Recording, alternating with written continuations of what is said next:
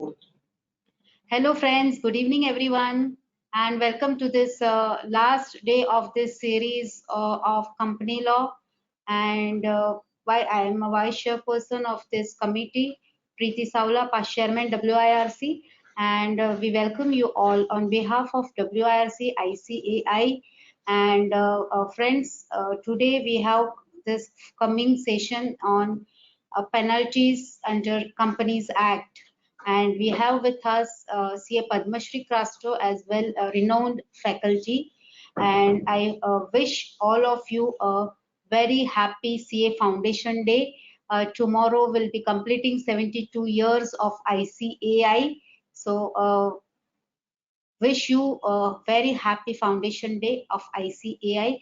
And with this glorious 72 completion years, I wish that all pandemic goes away, all to be very safe and healthy. I also wish all your practice grow and reach to the highest pinnacle of success. And with these words, let me introduce our today's faculty, C. Padmashree Crasto. She is a partner in audit and assurance practice at MSKB and Associates LLP. She operates out of Mumbai office and has over 16 years of extensive experience in practice of audit services across industry verticals of insurance, financial services, and also manufacturing. She is in charge of keeping the audit team well informed of the latest technical developments and various statutes and regulations and preparations of certain publication for internal as well as external use. She also does the standardization of various reports, templates, work papers for the purposes of audit. She is also responsible for the quality assurance functions of in the audit and assurance services, which technical issues include a review of deliverables, conduct of online reviews and cold review of audit files, and thereby managing firm risk. She possesses in-depth knowledge of standards on auditing, uh, quality standards, methodology, IFRS, company law, Ind AS, and expert knowledge of audit tools.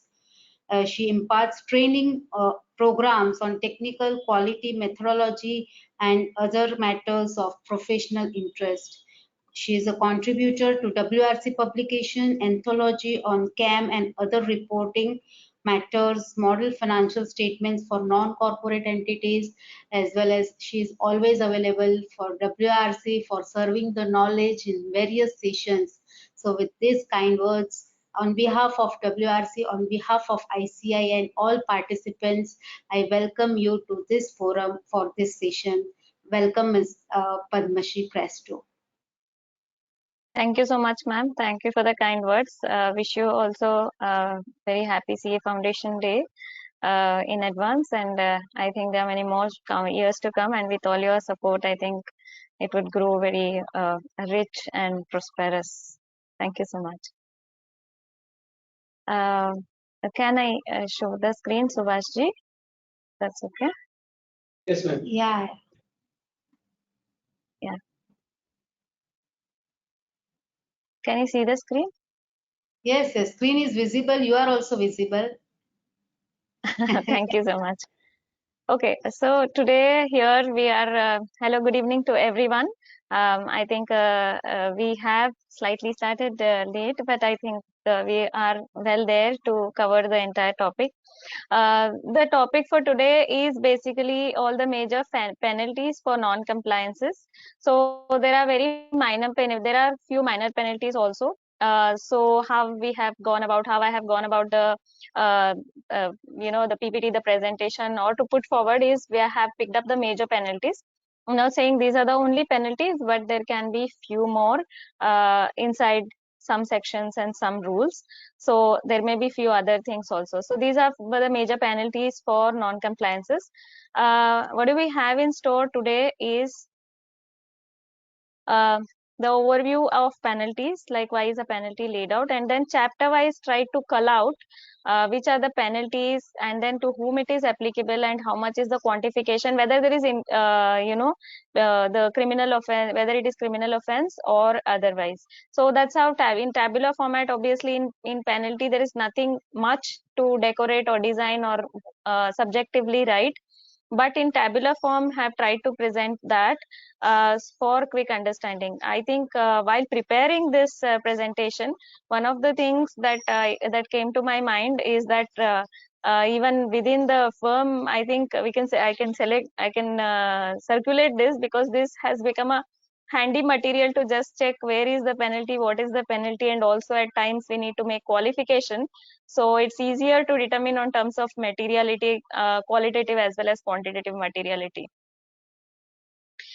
First of all, the overview of penalties. Why is there a penalty?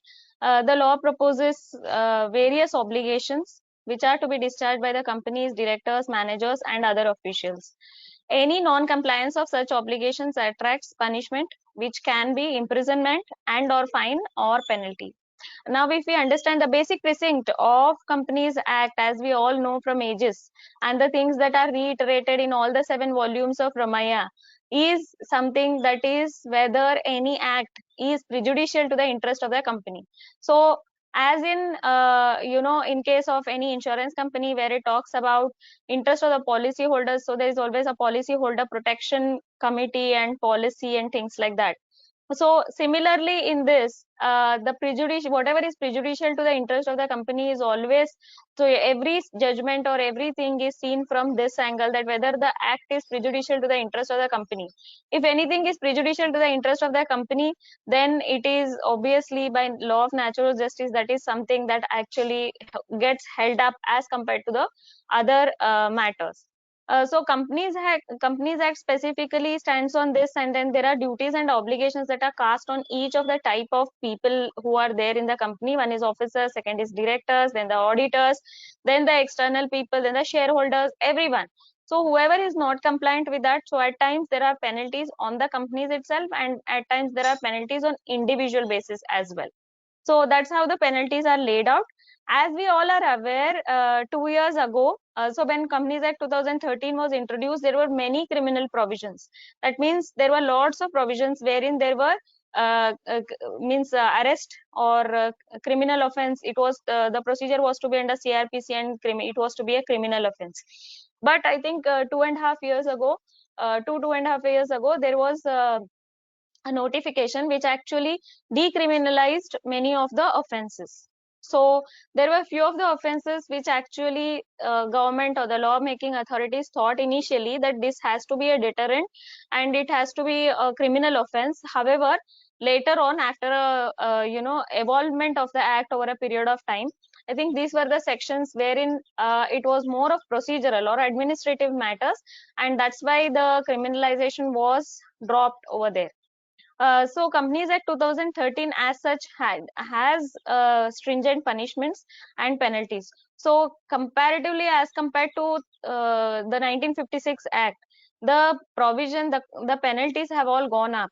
So it was at the beginning of Companies Act 2013, when we used to conduct trainings or held sessions. The simplest way of comparing the penalty was, we used to say that add one more zero to it. So penalties that were 2,500 have become 25,000.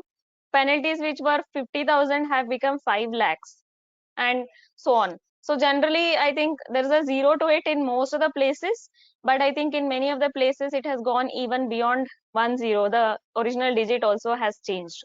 So everyone who is responsible in discharging the functions, obligations, have to ensure that this has to be done in the manner it is required to be done. So that is the understanding of the penalty.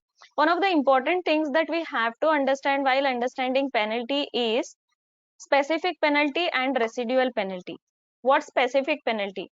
Any contravention that is related to any of the provisions of this act or rules made thereunder, for which a separate penalty is specified. For example, within that act, so within that section itself, there is a penal provision, then that is specific penalty. So, for example, section 147 or section 159, therein it is written, if you contravene the provisions of subsection 2 and 3, then this is the penalty. So that becomes a specific penalty. And then what's a residual penalty? Residual penalty is like, in certain sections there's nothing written. So any contravention of which is related to any provisions of the act, rule, anything that is made under, for which there is no specific penalty is mentioned under that section. So that doesn't mean that if someone contravenes that section, then there is no penalty. No, there's a residual penalty section wherein all the penal provisions, wherever there is any contraventions or wherever there are no non-compliances, all those things get covered under that section. So ultimately, if the ministry or if the MCA wants to penalize, then if the specific section does not have a penalty, then it goes to the residual penalty. That's how the law works, as we all know.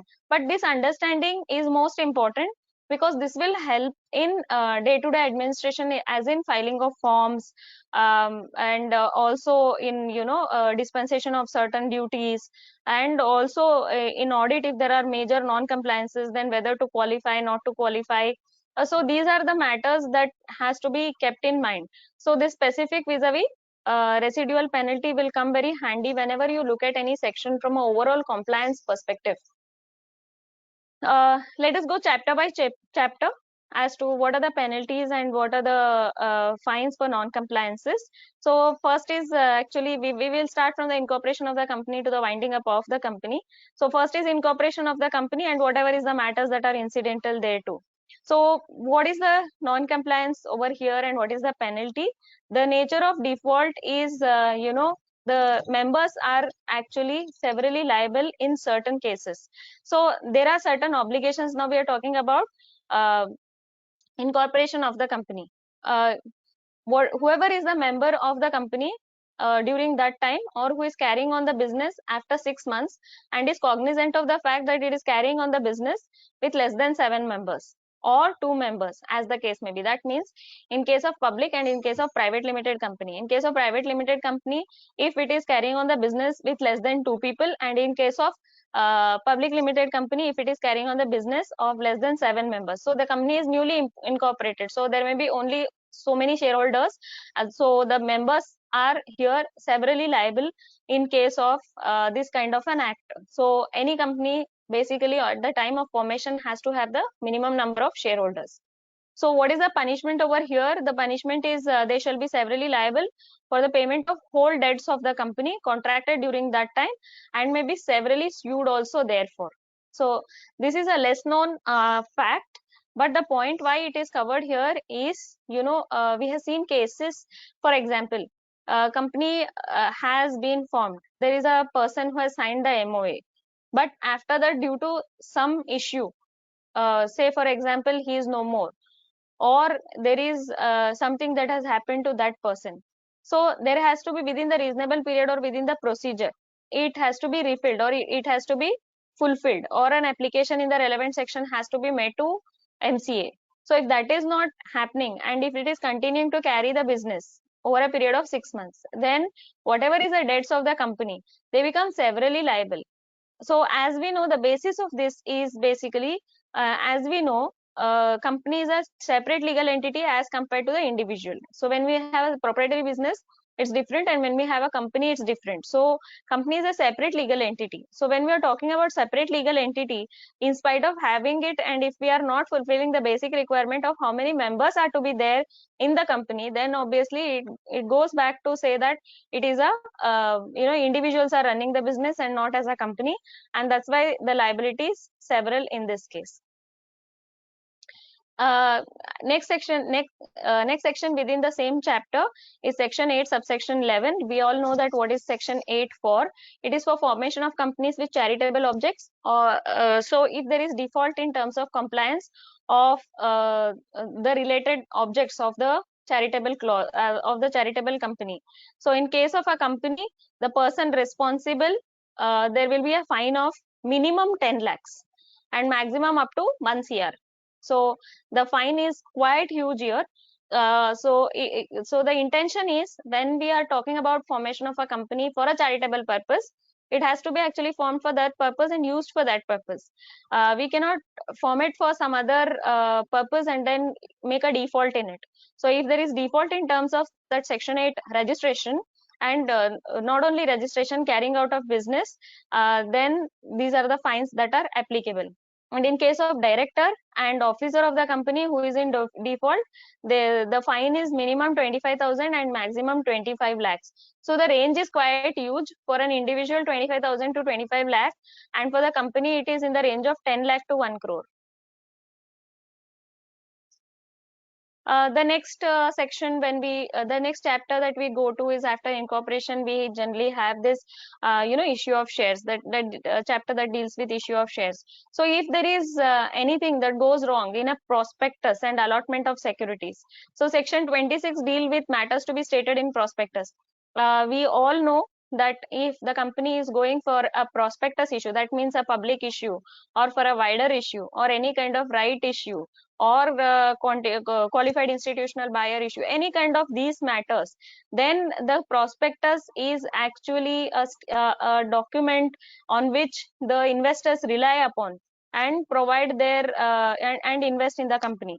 So if there are contravention of provisions relating to issue of prospectus, so this section 26 actually deals with the entire detailing of what all has to be included in the prospectus, how it has to be, and it also has the reference to the other sections wherein the detailing of the prospectus is given. And in case of any false statement, misleading statement, or there are contraventions in prospectus itself, then the fine for the company may range from 50,000 to 3 lakh. And in case of individual and any kind of any person who is knowingly a party to the issue of such prospectus shall be punishable with 50,000 to 3 lakh. Important point to note over here is it's not only on the company and the officers, it's also on all the persons who is knowingly a party of it. So when we talk about who is knowingly a party of it, so obviously it may be a certifying accountant, so he may be so obviously he's a practicing chartered accountant, or he may be a CS, or any other person who knows the fact and is allowing that to be included in the prospectus, then he also can be fined to that extent. So this is wider and and goes out of the directors and officers. So others, that is third parties also. The next section that deals with is chapter 7, that is management and administration. We all know very much is that the management and administration of the company is very much important for the smooth running of the company. What does this comprise of? Basically, the management and administration basically comprises of various form filing, various things. So as we know, section 92 subsection 1 deals with annual report and annual return, and also 92 subsection 6 further deals with the detailing of the annual return. So if we look at the notification on certain exemptions to private company, so at many places, if you see, if you contravene section 92, that is, do not file annual return within time, there are heavier implications. For example, IFC becomes applicable. So there is this section 92. Say for example, there is a private limited company to whom IFC is not applicable based on the thresholds and the requirements. However, if it has defaulted in filing the annual return, and then coupled with other conditions, then actually IFC becomes applicable to that company. Second, you can see that why is this annual return important? If timely filing of annual return is not done, then the directors of the company get disqualified also after 2 years. So there are serious implications of annual return, because that's a public document that has to be available to everyone for their for all the purposes. So the first thing, even if we want to take up a client, that is, if a client has approached us and if we want to take up the client, the first thing that we do is either search on the public domain or go to MC and download the balance sheet and see how is the company, how healthy is the company. And if it is not available, obviously it's difficult to make a decision. So that's why it's a very important document, and if that is not filed, It has its importance in terms of making others non-qualified. That is, in case of a director, in case of the company, there are implications. So those implications will sit, but other than that, there is penalty and fine as well. If it is not able to file its annual return within specified period, that is, the specified period is 60 days from AGM. So last year, this has got extended till 31st of December. So obviously the filing date and also AGM date got extended till 31st of December. So filing date also got extended accordingly. So there was a confusion, if you remember, that one notification had come, another notification had not come. So there was the interpretation issue, and then later on there was a removal of difficulty order that had come. So that is the importance of annual return filing. So the company as well as every officer who is in default can be punished with 10 lakh, that is minimum, and up to a range of 1 crore. And if company secretary in practice certifies annual return other than in conformity with the requirements of this section or the rules made thereunder, then the company secretary in practice will be liable up to rupees 2 lakhs. So annual return is a document that is to be certified by the company secretary. We all are aware of it. If he is actually certifying it without any proper details or some wrong details, then it is actually a non-compliance, and that will lead to a liability of 2 lakhs. Further going into administration, management and administration, in terms of conduct of meetings, we all know that wherever a meeting when a member is allowed to attend, he can appoint a proxy. If in case for the purpose of any meeting of a company, invitation to appoint as proxy, a person or on a number of persons specified in invitation are issued at the company's expense to any member entitled to have a notice of the meeting sent to him and vote thereat by proxy. So that means invitation is already sent to that person. So if there is any default in sending that invitation, or if the proxy is appointed and if the invitation doesn't go to him, or if there is any contravention of the procedure or the rule therein, then every officer of the company who is actually part of the issue of the invitation and whoever is responsible and who authorizes or permits such issue will be liable for a fine of 50,000. So though one may think that this is only procedural, but yes, the invite has to reach to the rightful person, because every person has got a right to vote, and accordingly it is necessary that even the proxies are appropriately invited to the meeting. Then we come to chapter 8, which is declaration and payment of dividend. So declaration and payment of dividend has undergone a, I can say, a journey from 1956 to 2013. So initially, the proposed dividend part had a lot of noise, made a lot of noise in terms of accounting also, because even now if you look at India's proposed dividend at accounting treatment is slightly was slightly different. Then there was an ITFG clarification. So all these things have happened, and dividend, as we know, it can be issued from the profits of the company, or it can be issued out of the, if there is inadequate profits, then it can be issued from the reserves of the company. So the declaration and payment of dividend itself is a little bit complicated in case of inadequate profits, or in case something is not available with the company readily. So those are the things that are involved here. And what we are talking about is unpaid dividend account. So as we, just to refresh the section, once the dividend is declared within the prescribed time, there has to be a separate dividend account in which the amount has to be transferred. And if there is any unpaid dividend or unpaid dividend that is pending after a stipulated time, it has to go to the respective fund of the government.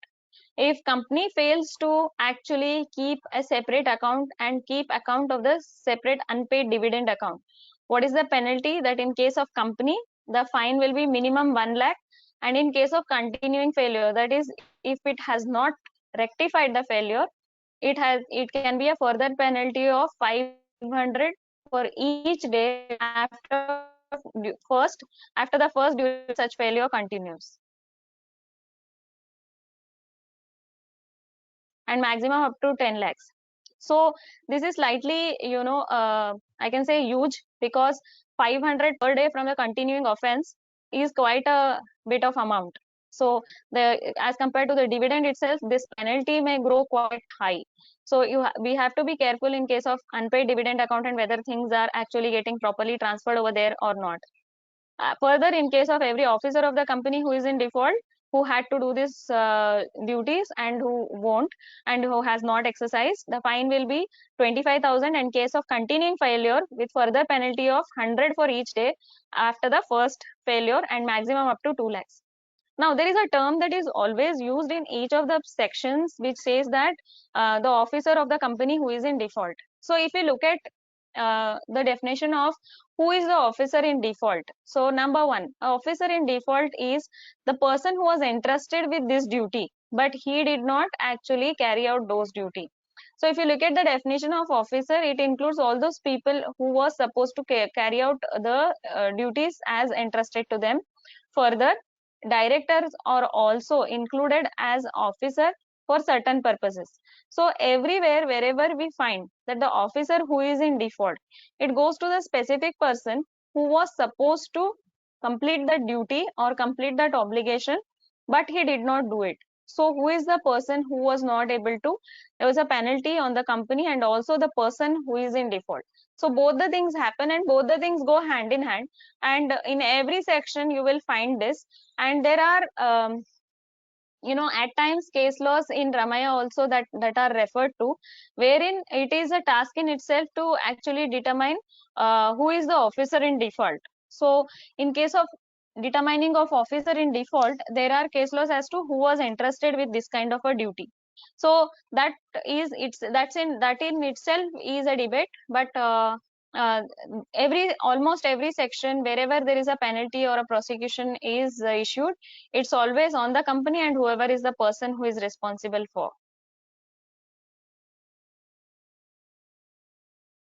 Then coming to further in the same chapter on the declaration and payment of dividend, we talked about unpaid dividend account, and now we talk about punishment for failure to distribute dividend. So there is one is unpaid dividend and second is payment of dividend.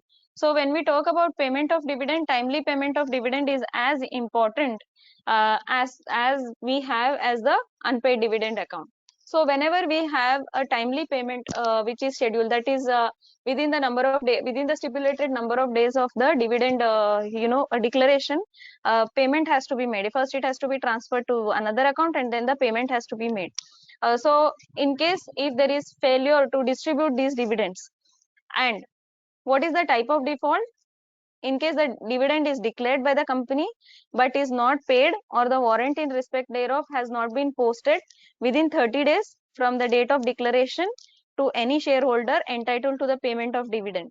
So within 30 days, if the warrant and other things are not sent, then person responsible, who is the person responsible over here, is that every director of the company, not one director, but here every director of the company, if he is knowingly a party to the default, so he knows that such kind of a default is happening and he has not taken action. So all those people who have, all those directors who are responsible for this kind of a default, all the directors are liable in this case.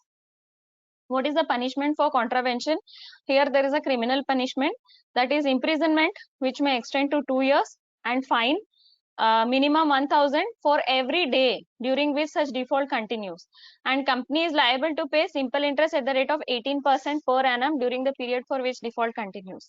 So number one, arrest, that is imprisonment, which can be extended to 2 years, also with fine 1,000 rupees per day till the time the default is continuing, and then 18% on the dividend amount itself. So there are lots of penalties. So in short, it's saying that if you're retaining public money with you, then it has to have its implications. You need to pay it out within the certain stipulated time. Then we come to accounts of company. We all know accounts of company is also a main and important section in the Companies Act. Section 128 deals with books of account, etc., to be kept by a company. So what's the default? If the MD or the whole-time director in charge of finance, who is in charge of finance, CFO, or any other person of a company charged by the board with the duty of complying the provisions of this section contravenes the provisions of this section, then who is the person responsible? Obviously the MD, the whole time director, or the CFO or such other person of the company who shall be punishable. What's the punishment? Punishment is imprisonment for a term which may extend to 1 year, or with fine, minimum 50,000, maximum 5 lakh, or with both. So penalty is very heavy over here. What does section 128 deal with? It deals with maintenance of books of account, what is to be maintained, how it is to be maintained, when it is to be made available, what are the inspection requirements. All those things are included in section 128. And if there is any default of any of the provisions of that section, then accordingly this punishment may apply. Next is 134. 134 is about financial statement, which actually is which is more relevant for us, and the board's report and other reports that are to be issued under that section. So what does 134 talk about? It talks about how the financial statements are to be prepared and what are the compliances in relation to 134, and it also gives reference to section 129, 128. Say 129 is again accounts of the company, 128 books of account, and then also to 133, which talks about accounting standard compliances. If the company fails to comply with the provisions regarding signing of financial statements and contents and signing of board's report. So if the audit report, if the financials are incomplete, that is, it is not properly signed and the contents are not in accordance with the requirement of the law, and the signing of the board report is not appropriate, and the contents therein of the board report, we all know that there are various sections in the board report. So based on the applicability, whatever is the applicability of the board's report, if the contents are not fulfilling, then the fine is applicable. For the company it's 3 lakh, and every officer of the company it is 50,000. So if we talk about this section a little more, uh, if you remember, I think what we had seen is that there are many companies, I think a lot of companies from various ROCs received certain non-compliance listings, in the sense that your financial statements are falling short of the following disclosures. Also, auditors were asked for explanations. Further, with the detailed proceedings, with respect to the detailed proceedings, there were various notices by ROCs, I think some 8-10 months ago. Lots of companies had received these kind of discrepancy notices. So these are the powers that they have, which can actually lead to this kind of penalty or punishment. So there will be one round of reply from the company, then one round of reply from the auditor, maybe on the financial statement, and other on the procedural sections. It will be from the company secretary or the relevant people, and then the proceeding will go further, and then if it is conclusive, then this kind of penalties may be laid down. But I think it is being picked up once in a year or something. Is someone while discussing, I got to know from someone that once in a year such notices are selected, such discrepancies are selected and sent out on a certain random pick basis. Then we come to section, we are still in the accounts chapter. Next is CSR. I think we did had a session, very detailed session on the first day of this conference on CSR. So as we know, CSR has undergone a lot of amendments in the recent past. So the nature of default that is involved over here is if the company is in default in complying with the provisions of subsection 5 and 6. What is subsection 5 and 6 is basically the compliance with spending the amount as well as providing proper disclosures. And in case of so the penalties that are mentioned over there is, in case of company, penalty of twice the amount required to be transferred by the company to the fund specified in schedule 7, or the unspent CSR account, or as the case may be, or it is quite huge amount here. So it's almost 1 crore, whichever is less. So the I think the penalty can go up to 1 crore. So the contravention for this section is quite large. And every officer of the company, penalty is 1/10 of the amount required to be transferred to the company, or unspent CSR account, or 2 lakh, whichever is less. So you'll calculate that as a grid, and then accordingly, whatever is the penalty, then that will be laid down. As we know, in the recent past, there is a growing importance to CSR related provisions. So initially, when CSR had been introduced, it was a section wherein it was applicable to a class of companies and based on criteria and threshold. And the only way to get out of it is, if you have not spent, just put it in the board's report and there is no penalty, there is nothing, and then you are out of it. Slowly the rigor increased, and then there were amendments. Then now the recent amendments actually talks about detailed disclosure also. And I think in the Schedule 3 session that we had, or the Schedule 3 session, Schedule 3 amendment, that is very recent and latest, which is applicable for this year, that has specific disclosure with respect to CSR, which is very detailed. That is total amount that had to be spent, what is spent, what is unspent, how much is transferred, what is the provision, which is the details. So everything is coming as part of the disclosure now officially through the Schedule 3. So CSR, which is one of the topics of importance, has evolved over a period of time, and now we have a specific penalty also for non-compliance of CSR provisions. Next thing in the accounts of companies is relating to the copy of financial statements that is to be filed with the registrar. In case company has failed to file the copy of the financial statement with the registrar within the time specified, that is within 30 days of AGM, then in case of company, minimum penalty is 10,000. In case of continuous default, 100 rupees for each day during which the failure continues, and maximum amount of penalty can be up to 2 lakhs. So in case of MD, CFO, or directors who are in default, minimum amount is 10,000. In case of continuous default, again 100 rupees per day, maximum penalty up to 50,000. Filing of financial statement is one of the important requirements. Now here there are two things. Financial statement, we talk about financial statements. If the company is having only standalone, that is the standalone financial statements are prepared, then only those financial statements need to be filed with the registrar.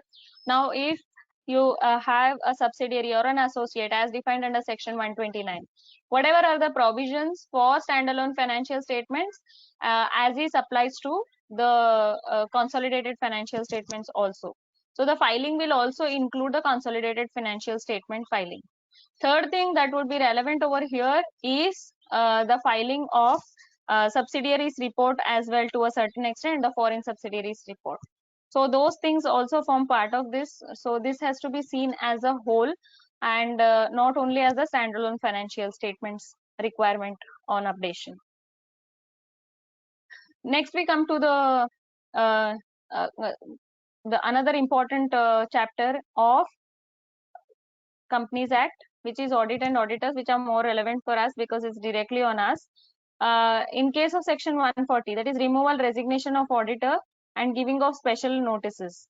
So in case auditor fails to file his resignation with registrar, that is ADT 3 that we know, within that is 30 days from the date of resignation, person responsible is that is who is the auditor. He can be levied with a penalty of 50,000 or an equal amount to the remuneration of the auditor, whichever is less. So at least 50,000. For some companies, we know that we are remunerated less than 50,000, but then the entire remuneration will be the fine in that case. And in case of continuing failure, it's further penalty of 500 for each day, after which the first one continues, subject to a max of 2 lakhs. So when Companies Act 2013 got introduced, one of the paradigm shift was they will the person who is responsible for the function actually files the form. So company appoints the auditor, so they will file ADT 1, and we resign as auditor. In case if we resign as auditors, we are supposed to file ADT 3. So that is how the responsibilities are cast upon, and we are very much well versed with it. But we have seen that generally there is a miss in filing within 30 days. Another thing is with respect to resignation of auditors. There was a lot of noise on that. I think 3 to 4 years ago. So MCA has started rejecting resignations of auditors. They even started asking auditors that what is the ground on which you are resigning? Tell me the real reason. Tell me the reason if you are writing something like preoccupation, which used to come from a long time. So if someone used to write as preoccupation, then they used to ask, what are the number of clients you have? Are you able to serve them? Then why is this preoccupation? So actually they wanted to bring out the real reason after few of the resignations, which were actually hiding the real reason and try to, not to give real reason. So now if there is no appropriate reason that is given in MCA, that is given to MCA, then the form gets rejected. That's the norm that they have set. Also, ICI had come up with the implementation guide on, resignation of auditors, application guide on resignation of auditors, wherein it was stated what can be the reasons and what can't be the reasons. Obviously, it was the reasons were illustrative and for the purpose of understanding. So basically, the guidance is that says that do not use frivolous reasons to actually resign as auditors. You are holding a post of importance, so maintain that post as it is required and public sees it with a lot of respect. So that's what was the requirement around removal of auditors. Oh, sorry, resignation of auditors. Removal of auditors, as we know, is a long drawn process. Still, it is still to go to central government for any kind of company has to still to go to central government for any kind of removal of auditors. Next, coming to section 143, the powers and duties of auditors and the auditing standards. In case of any auditor, cost accountant or company secretary in practice does not comply with the provisions regarding reporting of fraud. So as we all know, section 143 has this subsection 12, wherein the requirement is if there is a fraud that is unearthed by the auditor or the practice cost accountant or the company secretary. So the section basically says that if during the course of audit, if you unearth the fraud, then if it is below 1 crore, you have to inform the management. Take the reply. If the reply is satisfactory, then obviously keep it for your working papers, do all the verification, and then if it is concluded, then you can close the matter. If not, then you have to qualify the audit report. You have to also inform the TCWG. Second route, if the amount is more than 1 crore, then within that stipulated time period, you have to, that is 60 days from the date when you got the intimate, when you got the fraud or when you have unearthed the fraud, you have to make a written statement to the written requirement to the management and then to the TCWG asking for replies, raising questions, and once you get those replies, then you have to assess whether those replies are appropriate, inappropriate, may have to go back second time, all those papers, put your conclusions and then submit it to the central government under a given form. So that's what is the requirement under 143.12, and it simultaneously applies in the same proportion to the cost accountant or the company secretary who is supposed to carry out his professional obligations, and if he unearths a fraud, the same level of responsibility is applicable to them. Earlier, without Companies Act, before Companies Act, obligation or anything on the company secretary or the cost accountant were not there very much so much existing. However, after this Companies Act 2013, these things have come into picture.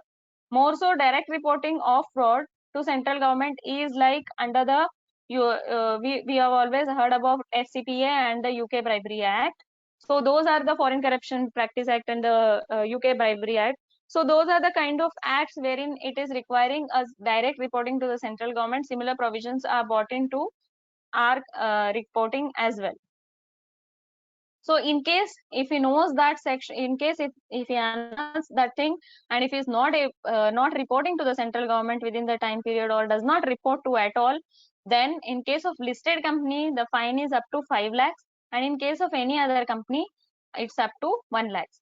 Now, one important thing over here is in case management has unearthed the fraud during the year, whether this section gets triggered. Answer is no. There's a guidance note also on this. which actually deals with reporting. So when management has unearthed a fraud, it's not something that the auditor will report it to the central government. Okay, it's only when the auditor himself unearths the fraud, he will report to the central government. And second most important thing is, even if it is below 1 crore and it is not directly to be reported to the central government ultimately, one must have all due kind of documentation to ensure that end-to-end the inquiries are made and how it was concluded. And if it is not, satisfactory, then reporting in the main report is required. Now coming to reporting, where do you report? Yes, Caro has a specific laws on fraud on or by the company. You will report it over there. If it is quiet material based on the area, type of fraud, then obviously based on that SA 240, it may enter the main report also, depending on materiality. So that's how we have to take care of this, fraud reporting very carefully. And if there is anything whatsoever that has any such doubt, then all the end to end, all the proof, all the evidences and audit evidences, as well as all the requirements have to be fulfilled. Further to audit and auditors auditors chapter, section 147. So section 1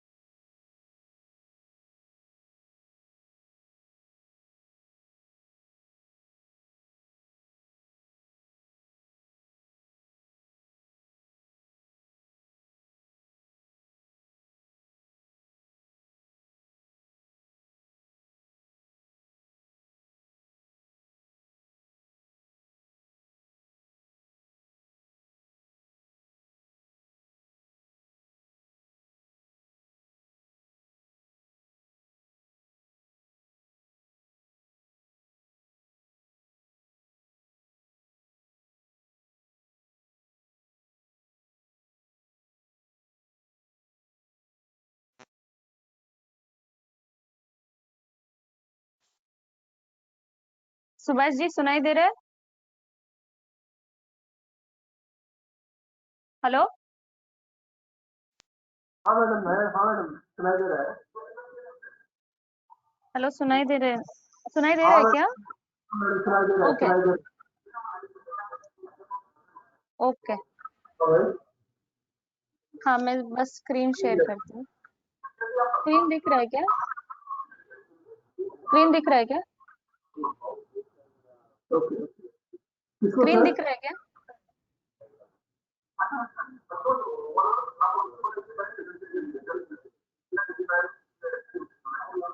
Subhash ji screen दिख रहा है?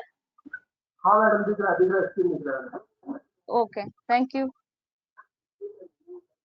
Sorry for the interruption. Technology has its own challenges.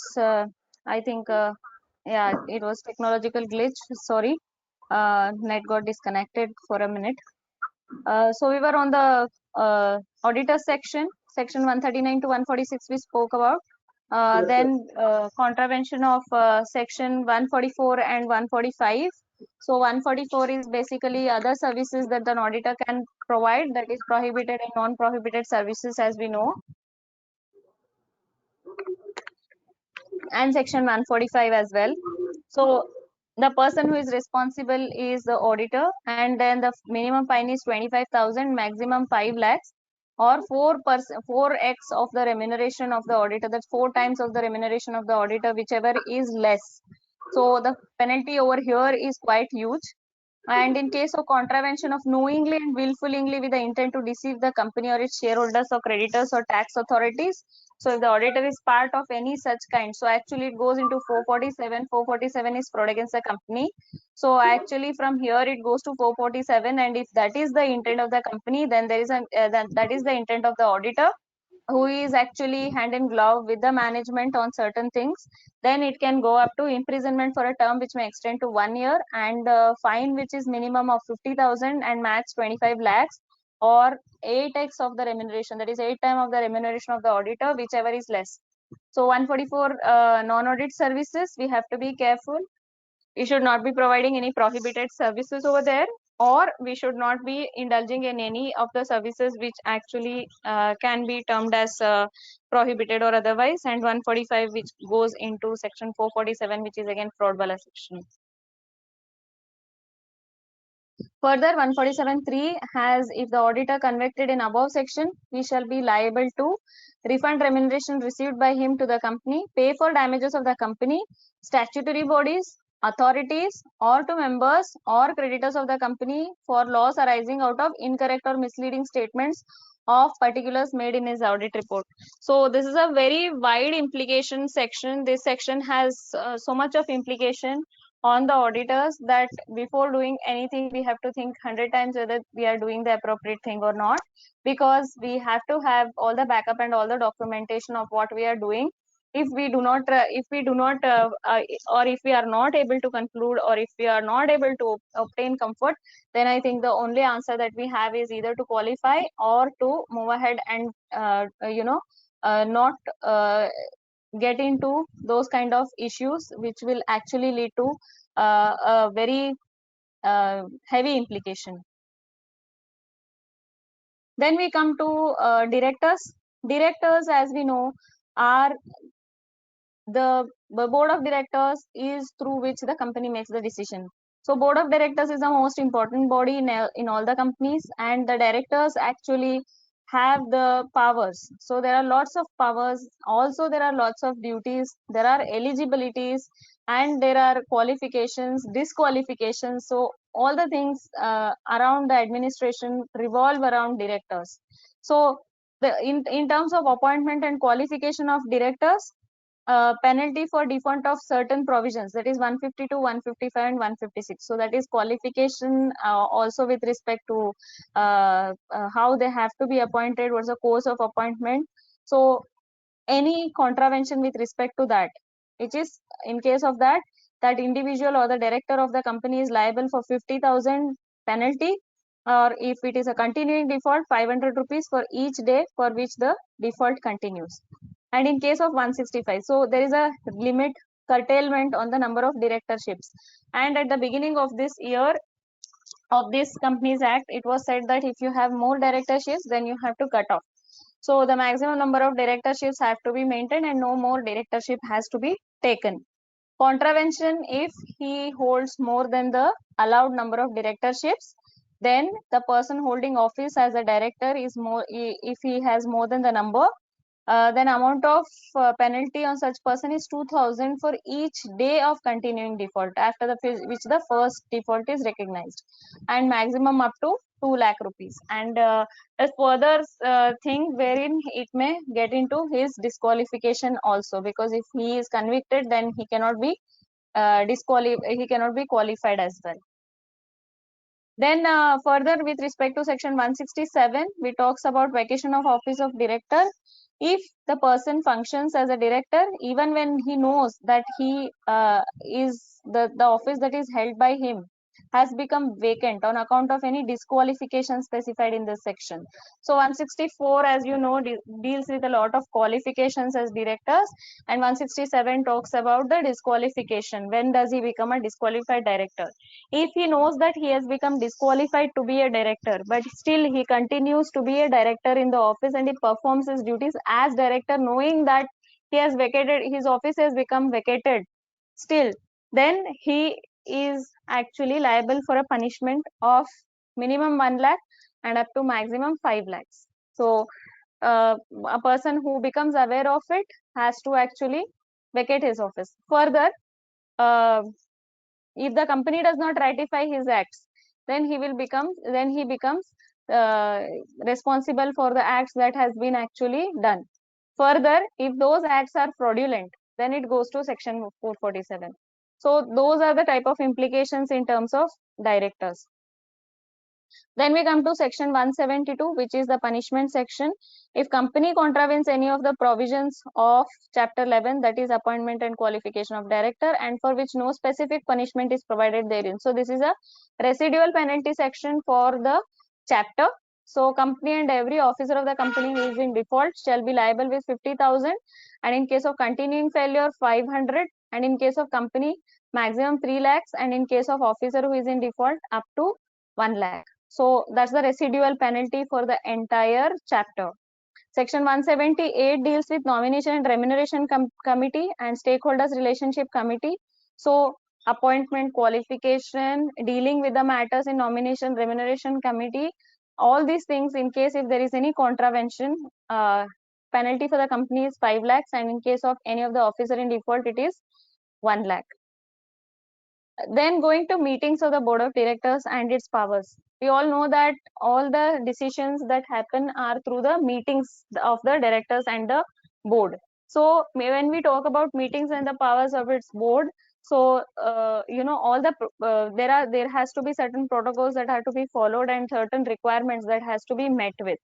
So disclosure of interest by director. So section 184 deals with disclosure of interest by director. We know that if the director is interested, then he is not supposed to vote. Then he has to make certain declarations. So if a director of the company does not disclose the nature of his interest under this section, then he is actually liable for a fine of 1 lakh. And the transaction that has been undertaken, or if he has voted, that also stands null and void, or the company can further ratify, or it can take a different decision altogether. And then section 187 deals with investments of company to be held in its own name. So there cannot be other name in which the securities can be held. And if the company contravenes the provisions of this section, then for the company the fine will be 5 lakhs, and the officer who is in default, the punishment is 50,000. Then we come to the most important section, which is section 188, related party transactions. Now when we look at related party transactions, we look at it from various angles. We look at it with respect to disclosure as per Companies Act, as per SEBI regulations, then obviously as per the accounting standard as well. So when we talk about meetings and powers of the board of directors in terms of related party, we all know that the related party transactions has to be, there are few basic rules for the related party transactions. One, interested directors cannot vote, they should not participate, in the proceeding where it is being held. There has to be an arm's length decision, that has arm's length comparison, that is available. There has to be approval by the shareholder. Then in case of listed company, there is a omnibus approval that is also allowed. So there are various restrictions and layers of restrictions in terms of related party, and most of the issues arise because of the related party transactions in many of the companies. So in case any of the director or any other employee of the company who has entered into or authorized the contract or arrangement in violation of the provisions of this section, so he knows that it is not at arm's length, it is not in terms of the requirement of the section, or it is not appropriate to authorize this section, to authorize this kind of a transaction. So the director or other employee of the company who had entered into or authorized the contract or arrangement in violation of this, such director or employee, in case of listed company, the penalty is quite huge, which is 25 lakhs. And case of other than listed company, it's 5 lakhs, which is again a large amount. So related party transaction, as we know, is actually every regulator's favorite. First thing, that in case of any kind of review, any kind of questioning, any kind of requirement, everything starts from related party. So we have to be doubly sure on that ground. Then we come to appointment and remuneration of managerial personnel. So secretarial audit for bigger companies, that is based on threshold, there are secretarial audit that is applicable. If any director or any other employee who had entered into or authorized the arrangement or violation of this provision, so basically anyone who is actually been appointed or his or the secretarial report is not appropriate, and disclosures have not been appropriate, the fine varies from 1 lakh to 5 lakhs. So that's the range of the fine for section 204. In case of section 229, now 229, we come to the next chapter, that is inspection, inquiry, investigation. So inspection is yearly open inspection of the books, then in case of any inquiry, and then the investigation. So section 229 deals with penalty for furnishing false statement, mutilation, destruction of documents. So if something was available, but then during inquiry or investigation, someone resorted to either manipulation of the documents or they have destroyed the documents. So if a person was supposed to provide an explanation, or if he was supposed to make a statement during the inspection, inquiry or investigation, or an officer or other employee of the company or other body corporate which is also under investigation, he shall be punishable for fraud in the manner as provided in section 447. So always we have to be connected with this, as at the beginning we have spoken about whatever is prejudicial to the company, to the interest of the company. Fraud is obviously something that is against the company. Any section, any penalty that goes to 447 is very, very heavy, and is a criminal offense, and one cannot get out of it easily. So any section or anything that is leading to 447 is always a high danger, high risk section. Then we come to compromises, arrangements, and amalgamations. So merger, acquisition, and all those related sections. Section 240 deals with liability of officers in respect of offences committed prior to merger, amalgamation, etc. So anything, any merger, amalgamation, prior to amalgamation, if certain things are done with wrong intent, officer in respect of offences committed prior to merger or amalgamation, so this punishment is a little bit different. It says nothing withstanding anything in any other law for the time being in force. Liability in respect of this offences committed under this act by the officers in default of the transferor company prior to amalgamation, acquisition shall continue after such merger, amalgamation, acquisition. So anything that someone has been defaulted, or some accusation is already there, it will continue in the new company as well. Then we come to winding up. Winding up, section 337 deals with the winding up. So any penalty with respect to the winding up, that is anything that is not following the procedure, or any contraventions, or any kind of frauds, penalty for frauds by the officers. So in case of officers of a company, wherever the word fraud comes, obviously a criminal liability comes in, and that's in terms of imprisonment, minimum 1 year, maximum 3 years, and fine is 1 lakh to 3 lakh. That's how it is structured. So wherever the word fraud comes in, criminalization comes in, and it becomes a criminal offense. In case of companies incorporated outside India and who has business in India, Section 392, contravention of any section. 391, application of Section 34 of criminal liability for misstatement in prospectus. That is, any company that is issued that is settled outside India, which is incorporated outside India, is issuing any securities over here, and then in case if they issue any wrong statement in Section 34, that is prospectus, or if they have falsely induced someone to make certain investments, then the foreign company is responsible for minimum 1 lakh and maximum 3 lakh, and in case of continuing offense, 5,000 per day, during which the contravention continues. Every officer for the foreign company who is in default will be minimum 25,000, maximum 25 lakhs will be the penalty. Then there is this chapter 28, which talks about special courts under section 446B, lesser penalties for OPC and small companies. So as we know, there are certain relaxations. So under the section, even for the penalty, there are certain relaxations for OPC and one-person company and small companies.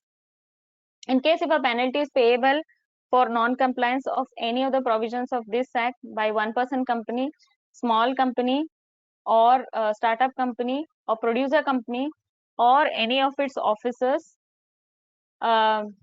in respect of the company, such company, whoever is in default, they shall be liable to a penalty which shall be not more than half of the penalty specified in that section, subject to, in case of a company, maximum 2 lakh, and in case of any officer, it is maximum 1 lakh. Because of the size of the company, the penalty has been slashed to half. So how do you calculate is that go to the respective section, calculate the penalty, and if it is OPC or a small company, then the penalty will be slashed to half, and in case of any specific person's contravention, the penalty will be maximum. So the penalty on company will be half, max to up to max of 2 lakhs, and in case of officer who is in default, the penalty will be again will be subject to maximum 1 lakh. So there's a based on the size, the amount of penalty has been proportionately reduced. Then we come to the biggest one, which is 447. We have been talking about 447 every now and then. 447 is penalty for fraud. So whatever is determined as per the provisions of this act to be a fraudulent act, and if there is fraud that is involved over here, then the penalty over here is, if amount involved in fraud is at least 10 lakh rupees or 1% of the turnover of the company, whichever is lower, imprisonment is 6 months, maximum 10 years, fine minimum amount involved in fraud, fine is minimum, at a minimum amount is involved in fraud, maximum 3 times of the fraud. In case fraud in question involves public interest, that means if it is a public listed company, or if it is in the interest of the public, the term of imprisonment shall never be less than 3 years. In case fraud involves amount of less than 10 lakh rupees or 1% of the turnover of the company, whatever is lower, and it does not have public interest, that means for the smaller companies, maybe, then the imprisonment may extend up to 5 years, or with fine which may extend to 50 lakhs, or with both. So if it is up to 10 lakhs, if it is more than 10 lakhs, so that's how the penalty is quantified. Just to reiterate, 447 does not by itself get activated. There are many sections which actually says that if this is a fraud, so if there is a connivance, if there is a fraud, then it says that the penalty will be as per 447. So 447 is the penalty for fraud. So any section that leads to 447 itself is dangerous. So anything that is coming from the act and which is termed as a fraud, so the punishment for fraud is always heavier. So we need to remember that connection, and whatever is leading to this section, we need to be more careful in terms of compliance with those sections. Then we have 448. If in any written report, certificate, financial statement, prospect statement, or other document required for any purposes of this act.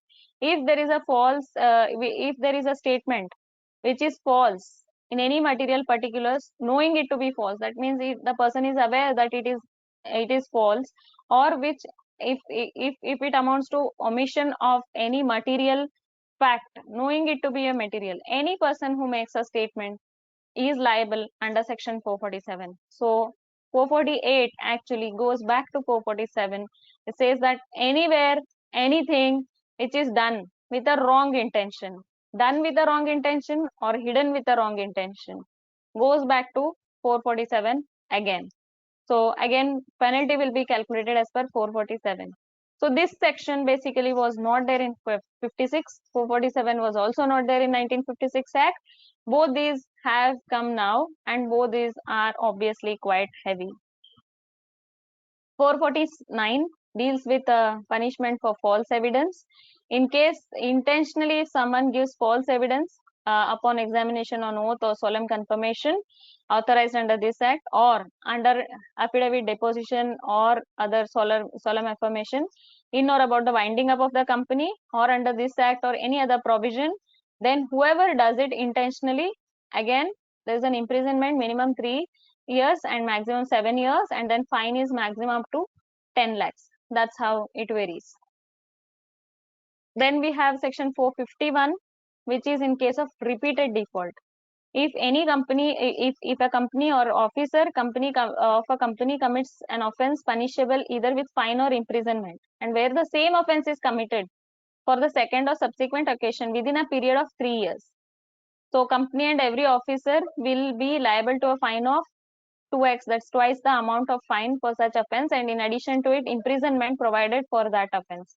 So if he has committed some offense, he's been fined, and within 3 years if he repeats, then the penalty will be twice. So for smaller company it will be half. Earlier we said that it is half. However, any repetition of any of the non-compliance, it will be twice. 450, punishment where no specific penalty or punishment is provided. So this is residual penalty. We need to always go back to this in case the rule, section, notification, nothing provides for any penalty. Then 450 will be applicable in all such cases. In case of any company, any officer, whoever contravenes any provisions of this act or rules or any condition, limitation, restriction, subject to any approval, sanction, consent, confirmation, recognition, direction, exemption. So whatever kind of act that is mentioned in this Companies Act, and whatever is supposed to be done and it is not done, or if some approval is to be taken, it is not taken, if there is a limit and if that limit is not fulfilled, whatever, all kinds of offenses that has not been having a specific penalty in the relevant section, then the residual penalty is 10,000 in case of continuing contravention, with further penalty of 100 for each day during the contravention. In case of company, maximum 5 lakhs, and in case of officer in default, it will be 50,000. So this section ultimately comes into play where nothing else is specifically mentioned. So the scheme of making the table of penalties, what I did was, like, took out all the specific penalties, major specific penalties, and put it across, and then ultimately this is the residual penalty that we have charted out. And 453, punishment for improper use of limited or private limited. If any person or persons trade or carry on business under any name or title of which the word limited or the words private limited in any contravention or limitation thereof, and then if he uses it unless it is duly incorporated with limited liability or is duly incorporated as a private company with limited liability, then he is subject to a penalty, minimum 500, maximum 2,000 for every day which that name or title has been used. So this actually gives powers for the ROC to catch hold of non-company who is using limited or private limited in his name, unless it is formed as a private limited company or a limited company, as the case may be. So it goes out of the Companies Act and gives powers to even catch hold of those people who are actually not incorporated as company but using it as a company. 454A, it is for repeated default again. In case of any kinds of repeated default, and then this is specifically in case there is a adjudicating officer or the regional director who has passed a penalty. So we saw that it is double in case of wherever there is a repeated offense. Here also it is double, even if it is like it was earlier passed, the order was passed by adjudicating authority or the officer or the regional director, then now the penalty becomes double of the penalty for subsequent defaults. Any kind of subsequent default, it becomes double of the penalty.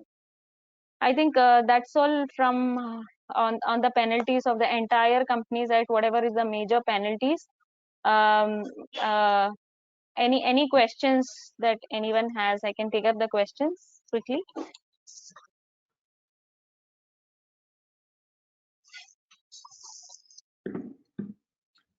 Any questions?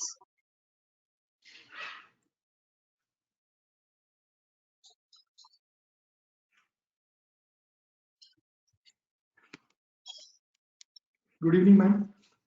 Good evening. Mishnaji, any questions are there?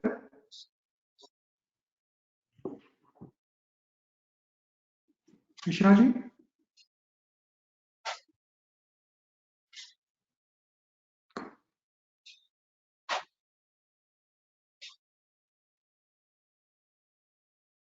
Mishnaji, can you hear me?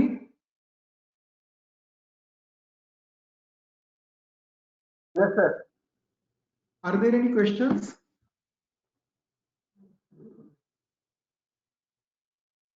Any questions? 2 seconds, sir.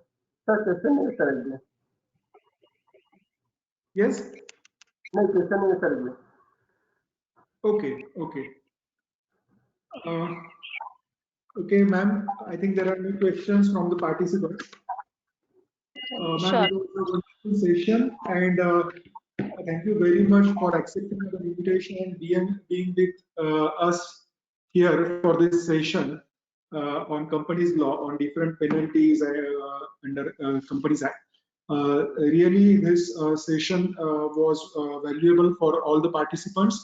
On behalf of WRC of ICI, I thank you for your time today and taking this session. So thank you, Thank you so ma'am, much.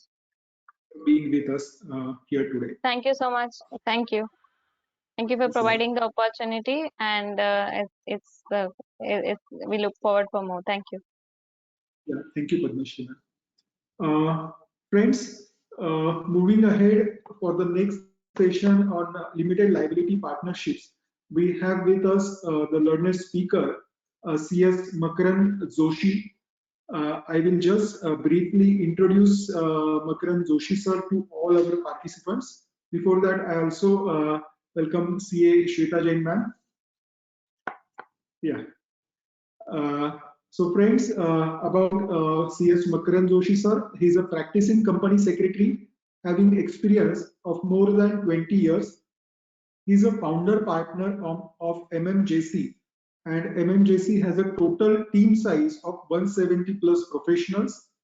MMJC is a winner of the best secretarial audit uh, from ICSI for the year 1920.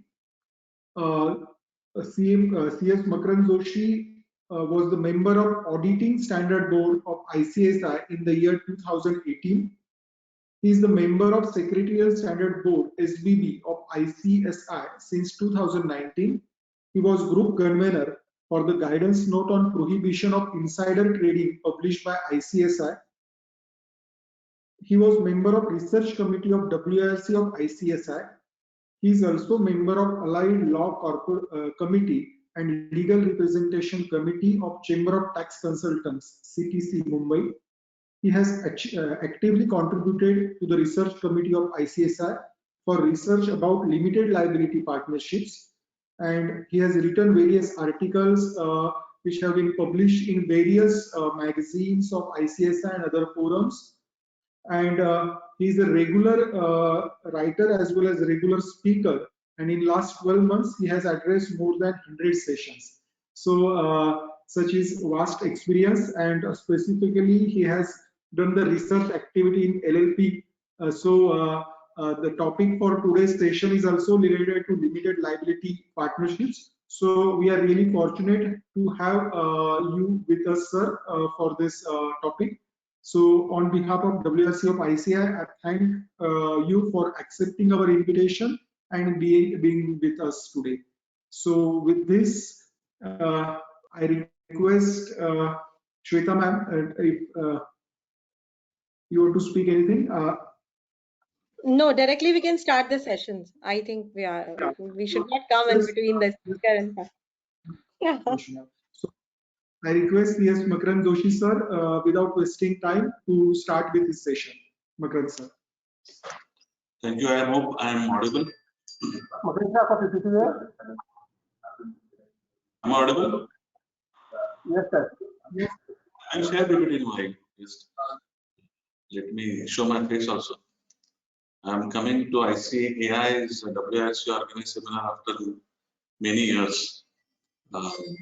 And probably whenever LLP is a topic, I have been fortunate to meet all my chartered accountant friends fraternity. Although this is digital, not physical, still LLP Act has been introduced, was passed in 2008, and then it was like a buzzword, LLP, and then great Mukesh Bhai converted his promoter entities, investment entities into LLP. Some 32 entities were converted, and there was a rush of all promoter entities getting converted. So long history. LLP Act has been, like a silent, like old Companies Act, 1956. Amend nahi hota hai. Now Companies Act 2013 is an everyday amendment. There are 500 plus amendments in 6 years. So you can imagine how dynamic that act has been. And I'm company secretary and fellow members who are attending are chartered accountants. At that time, 2008-10, all chartered accountants used to consider it as the company with no dividend distribution tax kind of structure because it has a limited liability shelter and perpetual succession even. And company secretaries used to consider company with less compliance. So this was an initial understanding. And since then, we have been doing work in LLP format and we have been advising. Today's topic, which was assigned to me, is do's and don'ts about LLP. It's not about LLP incorporation, it's not about conversion, it's not about regular compliances, but these are about do's and don'ts. And then when I saw this heading do's and don'ts, I was wondering as to what should be my coverage. And then I thought that I should distribute it into 3 aspects. One is first of all selection of entity. Which entities should go for LLP, which entities should not go for LLP. Second is about typical concepts which are there in LLP Act, which is about designated partner, contribution and LLP agreement. And what are the do's and don'ts from that angle. And third is from the compliance angle as to what is the care which we have to take. What I have also covered in the PPT, which I will start sharing. Shweta madam, you can confirm once I start sharing PPT, I will ask you. You can confirm that if it is everything is visible at all. Sure, sir. Sure. But I'm trying to cover LLP Act not in isolation, but in comparison. Because unless and until we understand that particular character, now LLP is a character which we are going to discuss. So unless and until we understand what is the source of the character, what are their friends, what are their enemies, who are collaborators, that explains the character and that also explains the journey as to how LLP has progressed. And when we study history, that also helps us to predict future. So we can predict little bit of future for LLP. And because when you look at regulatory action, you understand or you can guess as a student of law as to what is happening in regulator's mind or the lawmaker's mind. And accordingly, how do you position yourself is also an important thing. So I will take up this subject not only from today's law, but also from tomorrow's law, which is in immediate future terms, so that participants may find it useful. I'm sharing my PPT. Let me see.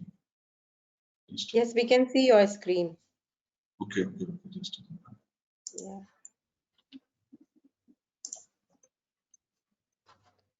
I have to minimize it. Yeah. Are you able to see the PPT full screen? Yes, now Perfect. we can see.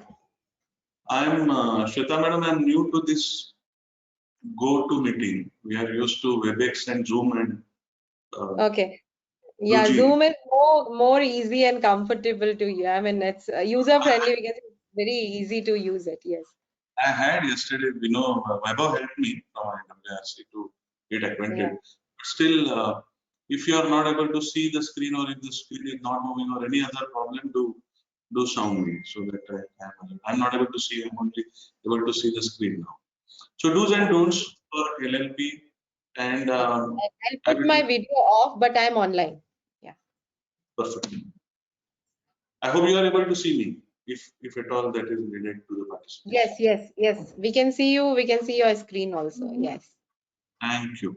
Do's and don'ts for LLP and in the context of selecting entity, in the context of peculiar concepts in LLP Act, particularly LLP agreement, because LLP agreement is one complex thing which all professionals would always like to master.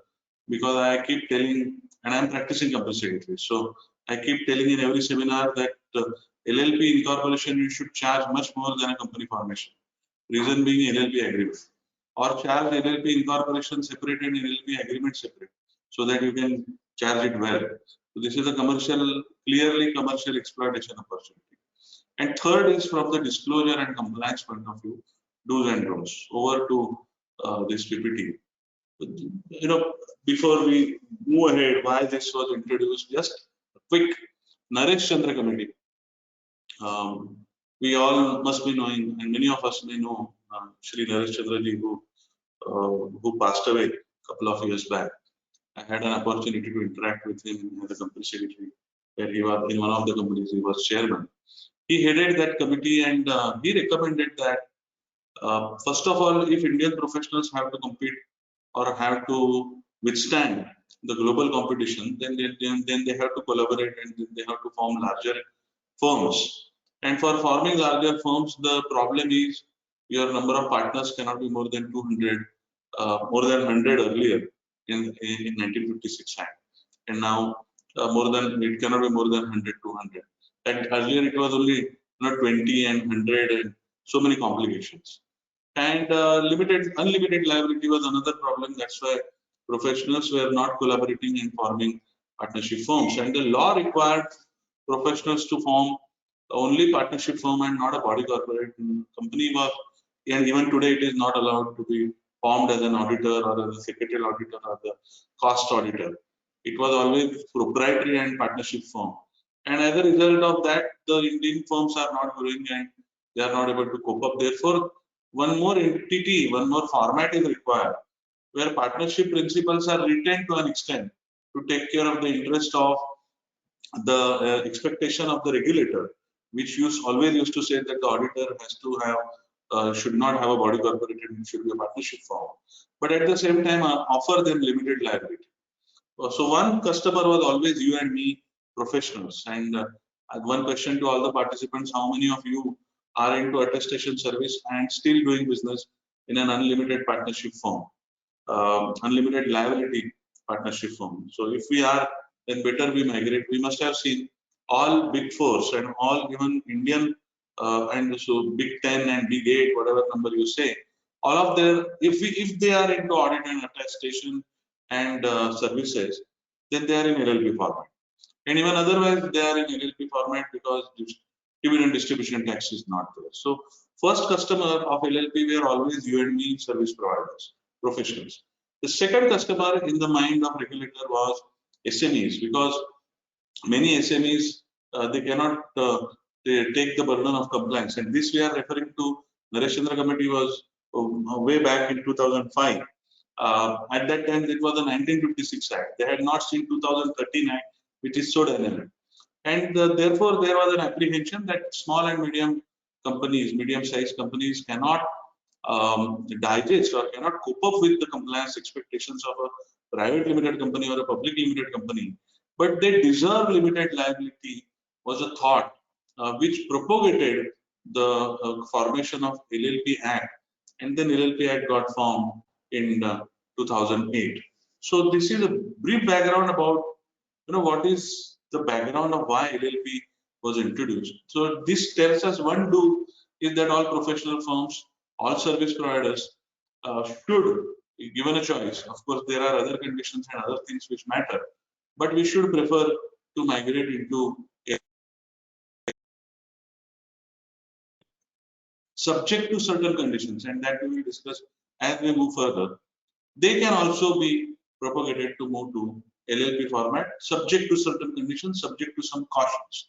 That also we will see as we move further. Now, what has been the journey so far? Let's look back a little bit, because looking back is important for predicting future. So that's why the journey so far is when this format came in 2008. Who were expected to move to LLP format were obviously MSMEs and startups or new businesses. But the most important entities which moved to LLP format were all asset holding companies or all the joint venture type of entity. Now, joint venture can be infrastructure joint venture, it can be joint venture for a real estate construction development project, or it can be for some contracting business. Wherever there are JVs getting formed, and wherever the JV partners are sophisticated partners, where they are always concerned about liability and limited liability, they formed LLPs much more in number than MSMEs is the realization. But so this is how who the customers of these LLPs were scattered into asset holding companies. There were many companies there were many companies who were formed as a company just for to take care of urban land ceiling act or agricultural land ceiling act, and under that various companies were formed to acquire particular acres of land in urban or rural area, or there were entities who were just into rental business, and those were formed in company format to take care of, to avoid stamp duty repercussion, and to minimize the stamp duty implication. Many entities were formed in a private limited company. Those also moved to those had also formed in a private limited company, because share transfer stamp duty is much less than stamp duty and registration fee on a transfer of property. Those entities also tried to move to LLPs. Professionals, of course, you and me also tried to move. MSMEs also tried to move, but the bankers had a lot of resistance in their mind towards LLP format. Obvious reason is the reason why entrepreneurs were excited about LLP format. Same is the reason why bankers were little jittery and not comfortable about LLP format. Reason number one, there is no requirement for charge registration in LLP. Reason number two, there is no restriction on withdrawal of profit and withdrawal of capital in the act itself, like it is there in the company format. Reason number three, banks were not comfortable in the initial years was because there is no accounting and books of accounts, there is no format for financial statement, and there is no format for even auditor's report, although some of the LLPs were required to do audit, but there was no format of audit report or the financial statement. There were no restrictions on related party transactions, which takes care of conflict of interest kind of a scenario. And there are many more such reasons why banks were not comfortable. And therefore, leveraged entities or the entities who have heavy borrowing, they were not able to go into LLP format. Now, if this was a hypothesis, or this is the macro level of understanding as to who would have gone or who would go into LLP and who would not go into LLP. So that also gets validated when we compare MCA database, which is available as of 31st March 2021, close to 2 lakh plus LLPs, 2,23,000 to be precise. LLPs have been formed so far.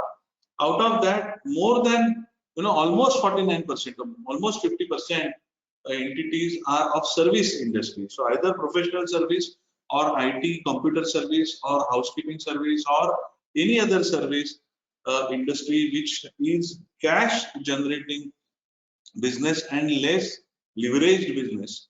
Those entities have moved. 49% of 2,23,000 LLPs are in service sector, and 18% of it are either in construction or real estate or in the domain of real estate. So it may be renting company, it may be JV construction company, it may be infrastructure company, and only 13% is manufacturing and 16% is trading and 4% is other. So out of that also, I'm sure many of these manufacturing companies, some of these may be foreign-owned entities whose subsidiaries are formed.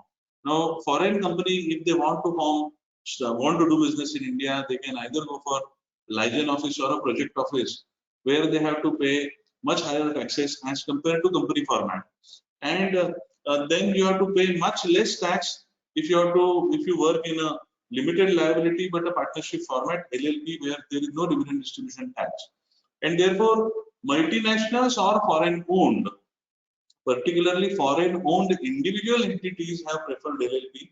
Multinationals have not preferred LLP because they are not comfortable being called as a partner. Because when you call partner, we will discuss as we move further, this partner has an inherent characteristics attached to it, like every partner is an agent. And this agency principal relationship makes a lot of people little uncomfortable. And the liability with respect to partners also, there is little ambiguity as far as LLP Act is concerned. But manufacturing, which are cash-rich entities or foreign-owned entities, have moved to LLP format, and some trading business which are less leveraged. And as the LLP concept got older, bankers have also started funding to LLPs, because anyway they take it, then they take care of their interest by taking collaterals and they by taking personal properties and personal guarantees. And now with an insolvency and bankruptcy code getting triggered, and with the personal guarantors insolvency process also becoming effective under IBC, bankers are and lenders are comfortable as far as their personal guarantees and enforcement of those personal guarantees are concerned. So first do's and don'ts, this is only 10% of the discussion with respect to the entity selection, but very clearly service, real estate is very clearly some do's and don'ts with respect to LLP agreement formation. We will see as we move further, but these are the entities whom you can suggest as a LLP as a format. We are discussing journey so far, and this journey cannot be understood if we just look at LLP Act. We have to look at comprehensively.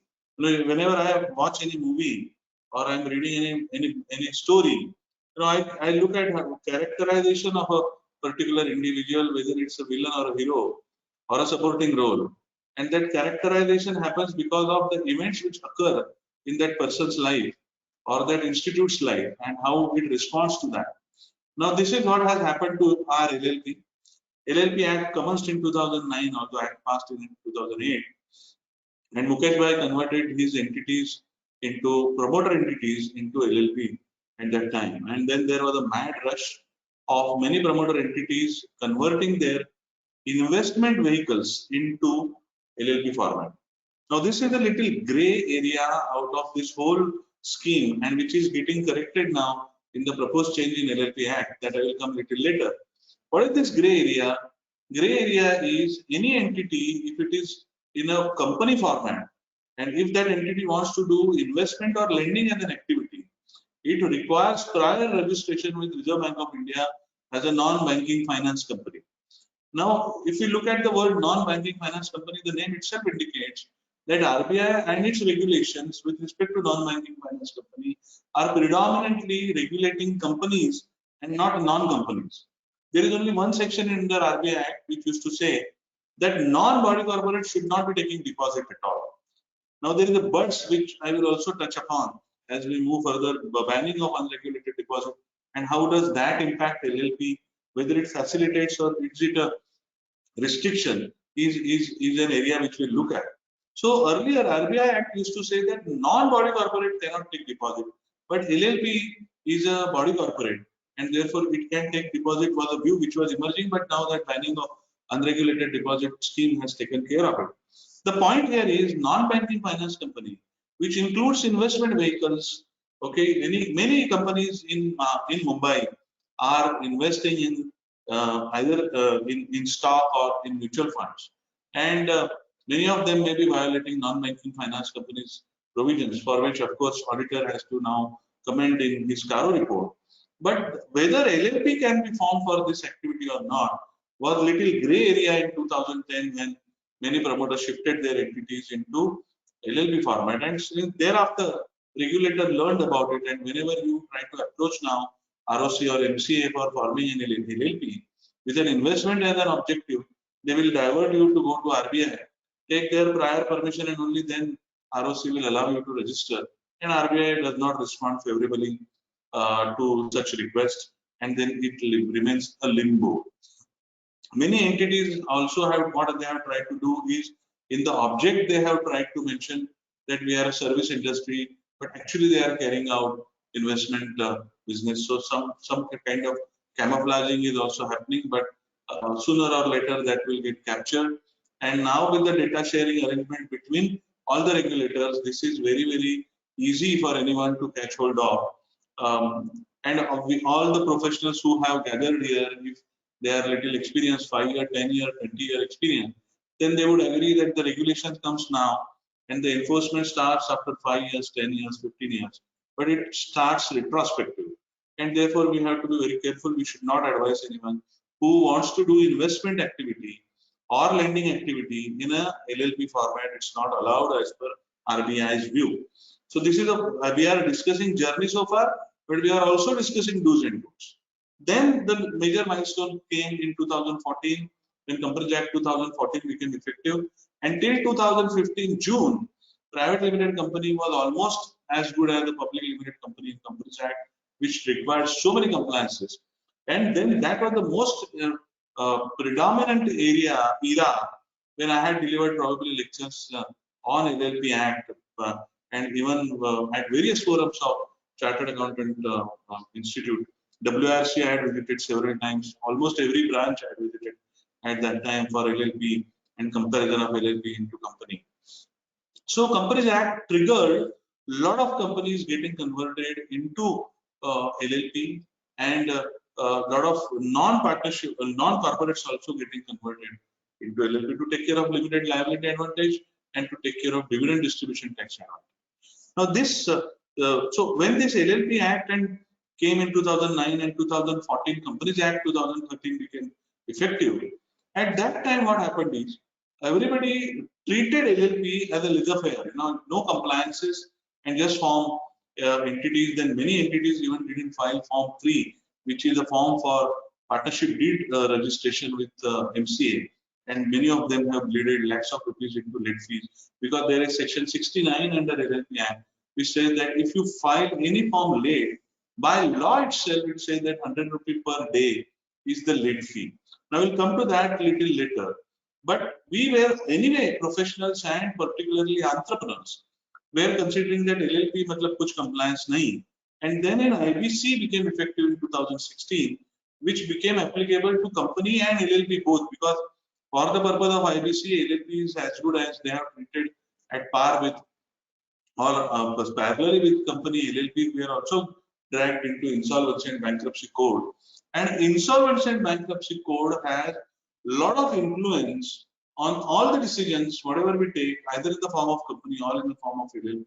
I will touch upon those do's and don'ts. But let's take this, remember this important dot, which will connect at the end when we are completing the picture. So this is one major event which remains silent, and many people, this Insolvency and Bankruptcy Codes impact on functioning of LLPs remain unnoticed for longer, and now it is showing a ripple effect, which I will share with you, particularly with respect to undervalued transactions and preferred transactions. Some of the participants might be into IBC practice also. They would know very clearly what I mean by undervalued transactions and preferred transactions. So although LLP Act does not have provision like 185 under Companies Act or 186 under Companies Act, which puts restriction, or 188 under Companies Act, which puts a lot of restrictions with respect to transactions wherever there is a conflict of interest. LLP Act does not have any provision like that, but still, insolvency and bankruptcy, whenever company or LLP gets dragged into insolvency, past transactions are looked at, and if there is any preferred transaction or undervalued transaction, which is not in the ordinary course, that can get squashed, nullified, is an IBC's impact on LLP functioning. And therefore, very, very carefully, we have to do business, and there are a lot of do's and don'ts when you form LLP. Then came wave of 2017 onwards, when Registrar of Companies and Ministry of Corporate Affairs striked off close to 3 lakh companies or 2 lakh companies, 3 lakh directors. And since then, every year, some companies who are not filing returns have been striked off, and some directors have been disqualified for acting as a director. Now, what happened is, all those directors who were disqualified to act as a director, they also came in the LLP format, because there was no such restriction, there was no such covenant like disqualification of director. And now there is a proposed change which is telling us that disqualification director concept is getting copy pasted in LLP format. And what does it mean, and what it would mean to the existing disqualified directors who are acting as a designated person? It will be an area of concern which we will have to observe. But very clearly, if you are advising anyone here onwards, and if you are advising that now you cannot form company, let's form LLP, we need to remember that the shell life of this advice is very, very limited, maybe, because there is already a proposal to bring in disqualification of designated partner into LLP concept. IBC triggered many changes, and that triggered one more change in corporate law, which is SBO, that is significant beneficial owner. Because when these large companies went into IBC and IRP took charge, and then forensic audit took place, and then it revealed that who is the owner and where is this land or where is this property, to whom it belongs to, there is no transparency because of the corporate veil. It is misused in some occasions, and therefore the concept of SBO got introduced in Companies Act. Why I am telling this disqualification and SBO is because both these concepts, which were introduced in 2018 and 2017 respectively, because of which many partners or many entities moved to LLP format, because there is no SBO declaration or because there is no disqualification of directors getting triggered, we'll have to be very, very wary. We'll have to be very, very careful now, because now this is getting introduced in 2021 proposed change. Now it is getting introduced even in LLP format. Now those LLPs who were formed in a laissez-faire, in an excitement, without looking at the details of LLP Act, without noticing section 69, which says that 100 rupee per day is the late fee or non-filing of any form with Ministry of Corporate Affairs, they started feeling heat when they started receiving notices from ROC for non-filing of returns. And when they went to professionals, they realized that their late fees are running into lakhs. I was approached by one of the clients who had around 30 to 38 LLPs and whose filing fee was going in crores. And during that time, the LLP MCA was giving notice that if you don't file returns, then we will strike your LLP off. And some of the ROCs also started striking off the LLPs, and that created a fear, jitteriness in the partner, in the entrepreneur's mind, and they paid late fees, and they bleeded heavily, and they filed the forms. And then in 2020 March, MCA came out with LLP amnesty scheme. I'm really not understanding as to why this amnesty scheme came so late, because there were representation continuously since 2017-18 to MCA that please bring in amnesty scheme like you have brought in Companies Act many times, but there was no such scheme till 2020. Only during COVID, March 2020, the LLP amnesty scheme was there, and now of course, today also there is an announcement. Ministry of Corporate Affairs has said that the forms which are required to be filed till June by company and LLP, which includes its annual return form and its financial statement and annual return forms, those forms can be filed without any late fee till August. So similar amnesties started coming after COVID. But the point is, 100 rupee per day, we should not forget, is the learning which MCA got from LLP. There were a lot of representations which every professional body made to MCA that please reduce this 100 rupee per day late fee and bring it at par with company format. But MCA observed that LLPs are now regular because of 100 rupee per day, but companies are not. and therefore Companies Act was amended, and they brought in this 100 rupee per day late fee now in the company form. Now, this is the background which tells us that we have to be very careful about investment as an object. We have to be very careful that IBC is going to play a very important game changer in terms of how LLPs are functioning. Although LLP Act is silent about governance part, disqualification and SBO, if somebody is taking a shelter under LLP because of these two problems, those problems are going to hit them, and therefore future advice definitely cannot be for LLP. We have to take care of the compliances. And then let's look at what are the proposed changes in LLP, because all this is going to help us to conclude on our first do's and don'ts with respect to selecting entities. So proposed changes is, first is they are also bringing in the concept of, like we have small company in Companies Act, they are also bringing in small LLP concept. There will be some thresholds like 25 lakh contribution or for 40 lakh turnover, similar like you have for audit. In audit also there are similar norms that if your contribution is more than 25 lakh and if your turnover is more than 40 lakhs, if both are met, then audit is required. Otherwise, statutory audit is not required. So when you are doing audit, please remember that if both conditions are exceeding, only then statutory audit is required. Coming to the point that they are also bringing in similar line the concept of small LLP, which might have relaxation with respect to late fees. 100 rupee late fee per day. There is a proposal to probably slash it to 50%, so maybe 50 rupee per day for LLP. But per day, some rupee would be there that is given.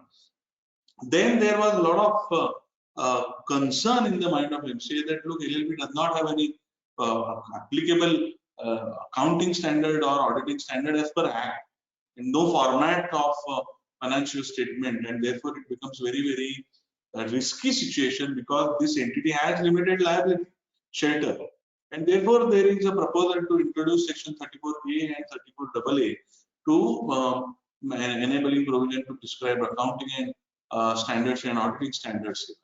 And then there is also proposal to empower central government to say that certain businesses cannot be carried out in LLP format.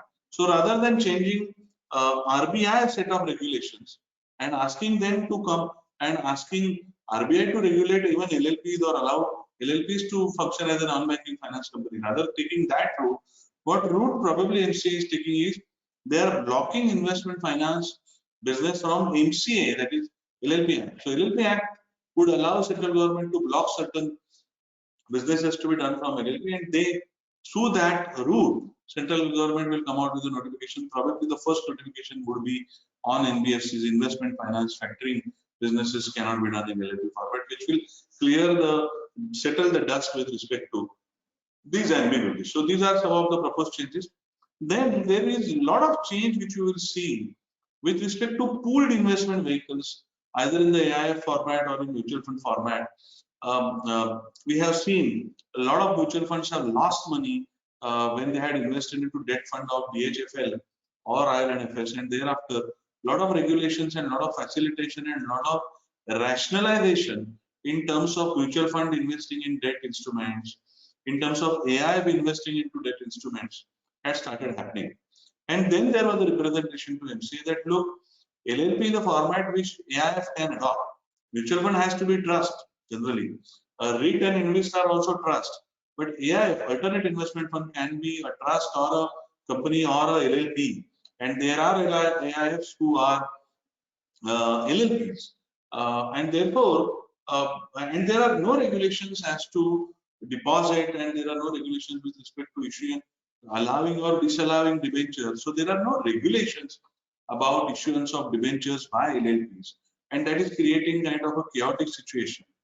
Some are taking a view that LLPs cannot issue debenture, and some are taking a view that law is silent, therefore you can come out with a issue of debenture, and both are little gray area, and therefore there is a proposal now.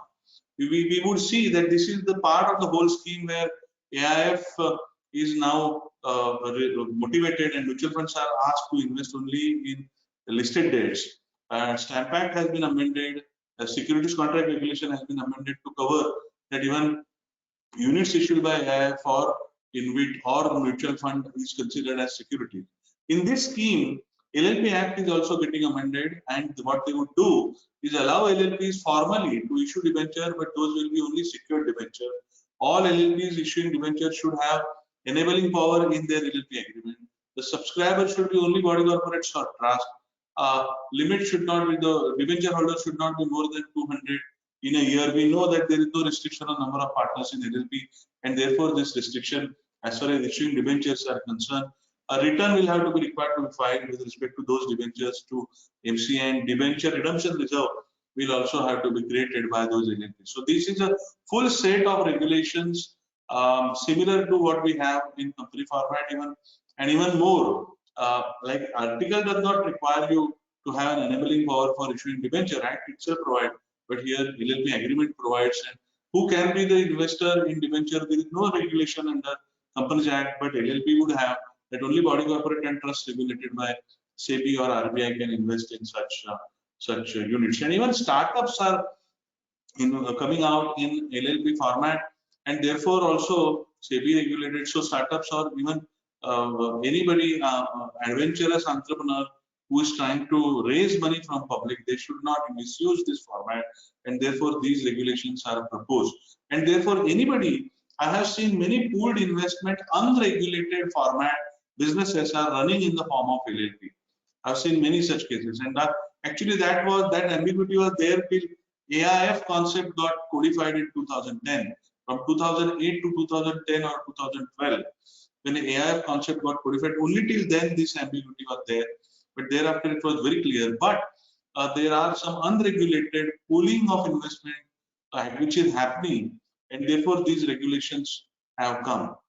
In order to protect the interest of investors, and LLP format should not be used for pooling of investment unless and until it is AIF. So if you want to carry out investment as an activity, AIF is the only format which can be in LLP format, and you can do. But NBFC, other than AIF, there is no other entity which can pool investment and make investment or lend money. So this is getting tighter and regulated for very, very valid reasons. And then Section 67 is under LLP Act allows Ministry of Corporate Affairs to adopt some provisions of Companies Act dicto or with some changes into LLP format. So significant beneficial owner, that is Ben 1, Ben 2 declarations. I'm sure everybody would recall the Herculean discussions and the lengthy discussions which you might have seen with your client companies who have either some private limited companies as a shareholder, or LLP as a shareholder, or a foreign body corporate as a shareholder, or a HUF as a shareholder, or a trust as a shareholder, who should be disclosed as SBO. Now all those discussions we will see once this provision becomes effective, and therefore if you have any LLP client who has non-individual partners, start educating them about this aspect. This is one of the do's and don'ts. Disqualified directors, now what would be the impact of this amendment? That we'll have to see as to what happens to the existing disqualified director who are acting as a designated partner in LLP format. What will happen to them? Will they be allowed some breather, or will they be disqualified from acting as a designated partner or with immediate effect? That we will have to see. Even vacation of directorship, vacation of designated partner will also happen. Now, interestingly, they have simply said that disqualification of director and vacation of director will become effective in LLP. But whether it will be applicable to all partners or designated partner, that they have not clarified. But this DIN number is required only for designated partner and not for non-designated partner who is a normal partner. And therefore, I presume that it would be applicable only to designated partner. Similarly, there are a lot of powers with respect to calling of information, inspection, inquiry, even revival of LLP, or cognizable, non-cognizable offences related provisions of 439.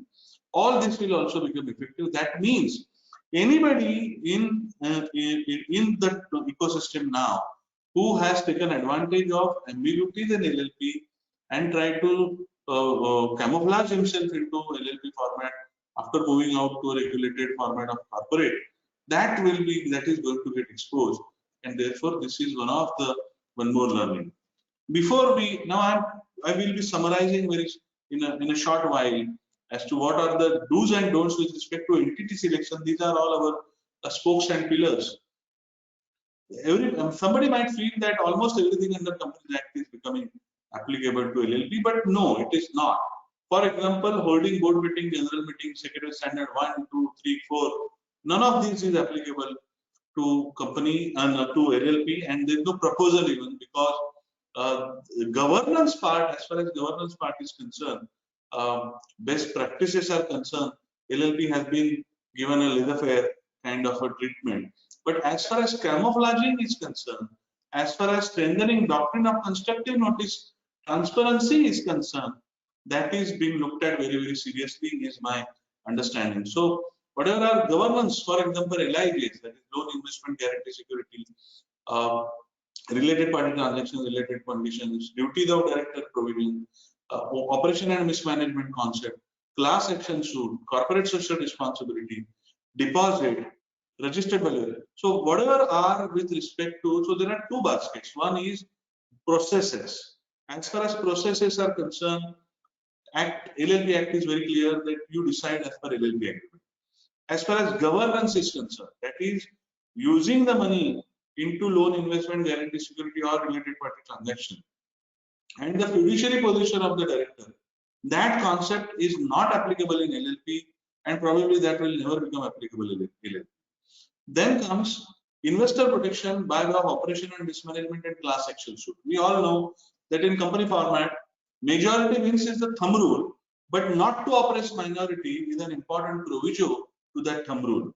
And how does Companies Act takes care of that is by way of having provisions with respect to operation and mismanagement and class action suit.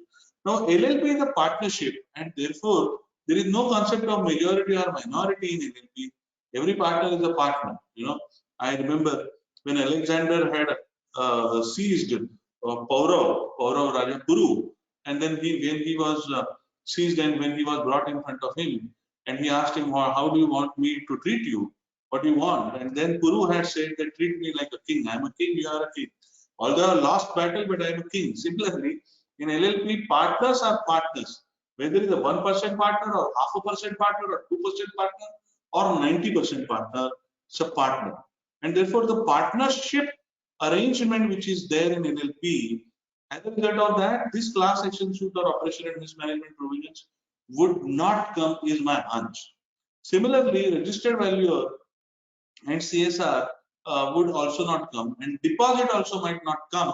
But this deposit will not come, but the investors and innocent investors' risk has already been taken care of in banning of unregulated deposit scheme. We all know that banning of unregulated deposit ordinance was passed, and then it became Act. I think in 2009 it became 2019 it became Act. And what it says is a loan from partner or relative of partner is not deposit for parts, but any outsider would be considered as deposit, and therefore that definition will supersede over, and that will take care of this deposit ambiguity in LLP format. And therefore LLP should not take any loan from any outsiders, and if they are taking any, then as soon as this BUDS regulation is getting effective, and BUDS banning for those who are not well versed with it, just to give you a quick understanding, banning of unregulated deposit covers everybody. It covers banks, it covers companies, it covers mutual funds, it covers everyone who does pooling of investment. Regulated format, they are saying that you can pool investment and money only in regulated format, and in unregulated format you cannot do. So all those who are regulated format deposit takers, or they are pooling investment, they will have to register with a particular particular portal. Otherwise, nobody else is allowed to take any such money which is called as deposit under banning of unregulated deposits ban. And it will work like RERA, where there is a central act and local administration. So there will be local regulator who would interact with the local police, and state and central coordination would happen, and there will be data pooling agency centrally which will share all this data available maybe from Income Tax, Companies Act, FCA, and this data will be pooled, and all those LLPs who are into this domain, they may get into danger zone as soon as this BUDS starts becoming powerful. Like we have seen RERA, Maharashtra was the first government, but in BUDS, Maharashtra is not a first government. Karnataka has started with its local regulator first, maybe political reason or otherwise, I'm not sure. But this is the reason. But I'm sure sooner or later every government would form regulator because it is in the interest of innocent investors. And therefore, deposit takes care that if you have any client who has taken a loan from outsider, just look at Banning of Unregulated Deposits Act and then come to the conclusion whether it's fair, it's legal or not. Otherwise, as an auditor, you have to be careful about giving a non-qualified report to them. So this is about loan in banning of unregulated deposit scheme is concerned. So NCD is allowed, as we have seen in this slide, but only from body corporate or SEBI or RBI, not from general public. And deposit is otherwise getting regulated under banning of unregulated. So our understanding of LLP will not be complete unless and until these acts in the periphery are studied well. Unless and until we study AIF regulations, then till then we will not understand that pooling was not allowed even earlier. And when we study BUDS, that will tell us that how loan is also.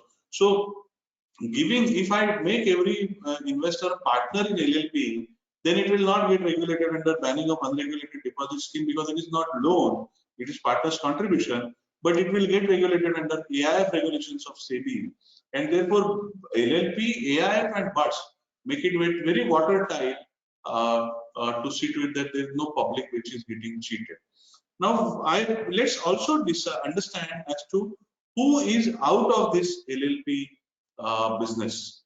One is NGOs. NGOs cannot go into LLP. NBFCs cannot go into LLP. That is, investment finance entities cannot go into LLP.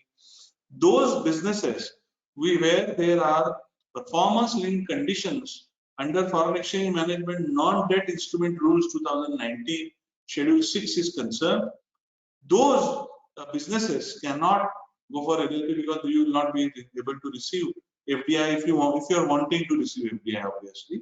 And FPI and FVCI are not allowed to invest in LLP, and therefore, if you are expecting some investment from FPIs or FVCI, then LLP is not a good format. And those sectors where there are performance-linked conditions, there are two views. One is are the conditions which are related to capex, that is 49%, 17%, 26%, or other conditions also. For example, in development or construction business, there is 100% FDI is allowed subject to certain conditionalities. Now, whether construction would be allowed to take FDI is an area which has been a debatable area.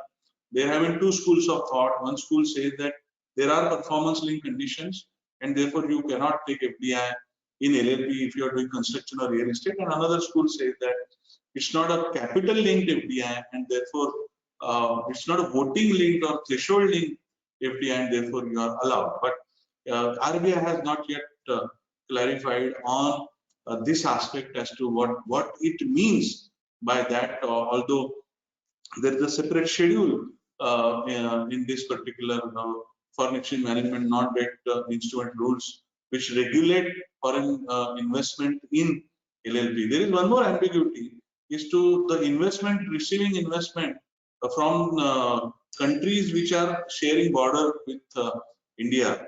Now, companies are definitely not allowed to take unless and until they take prior permission from central government.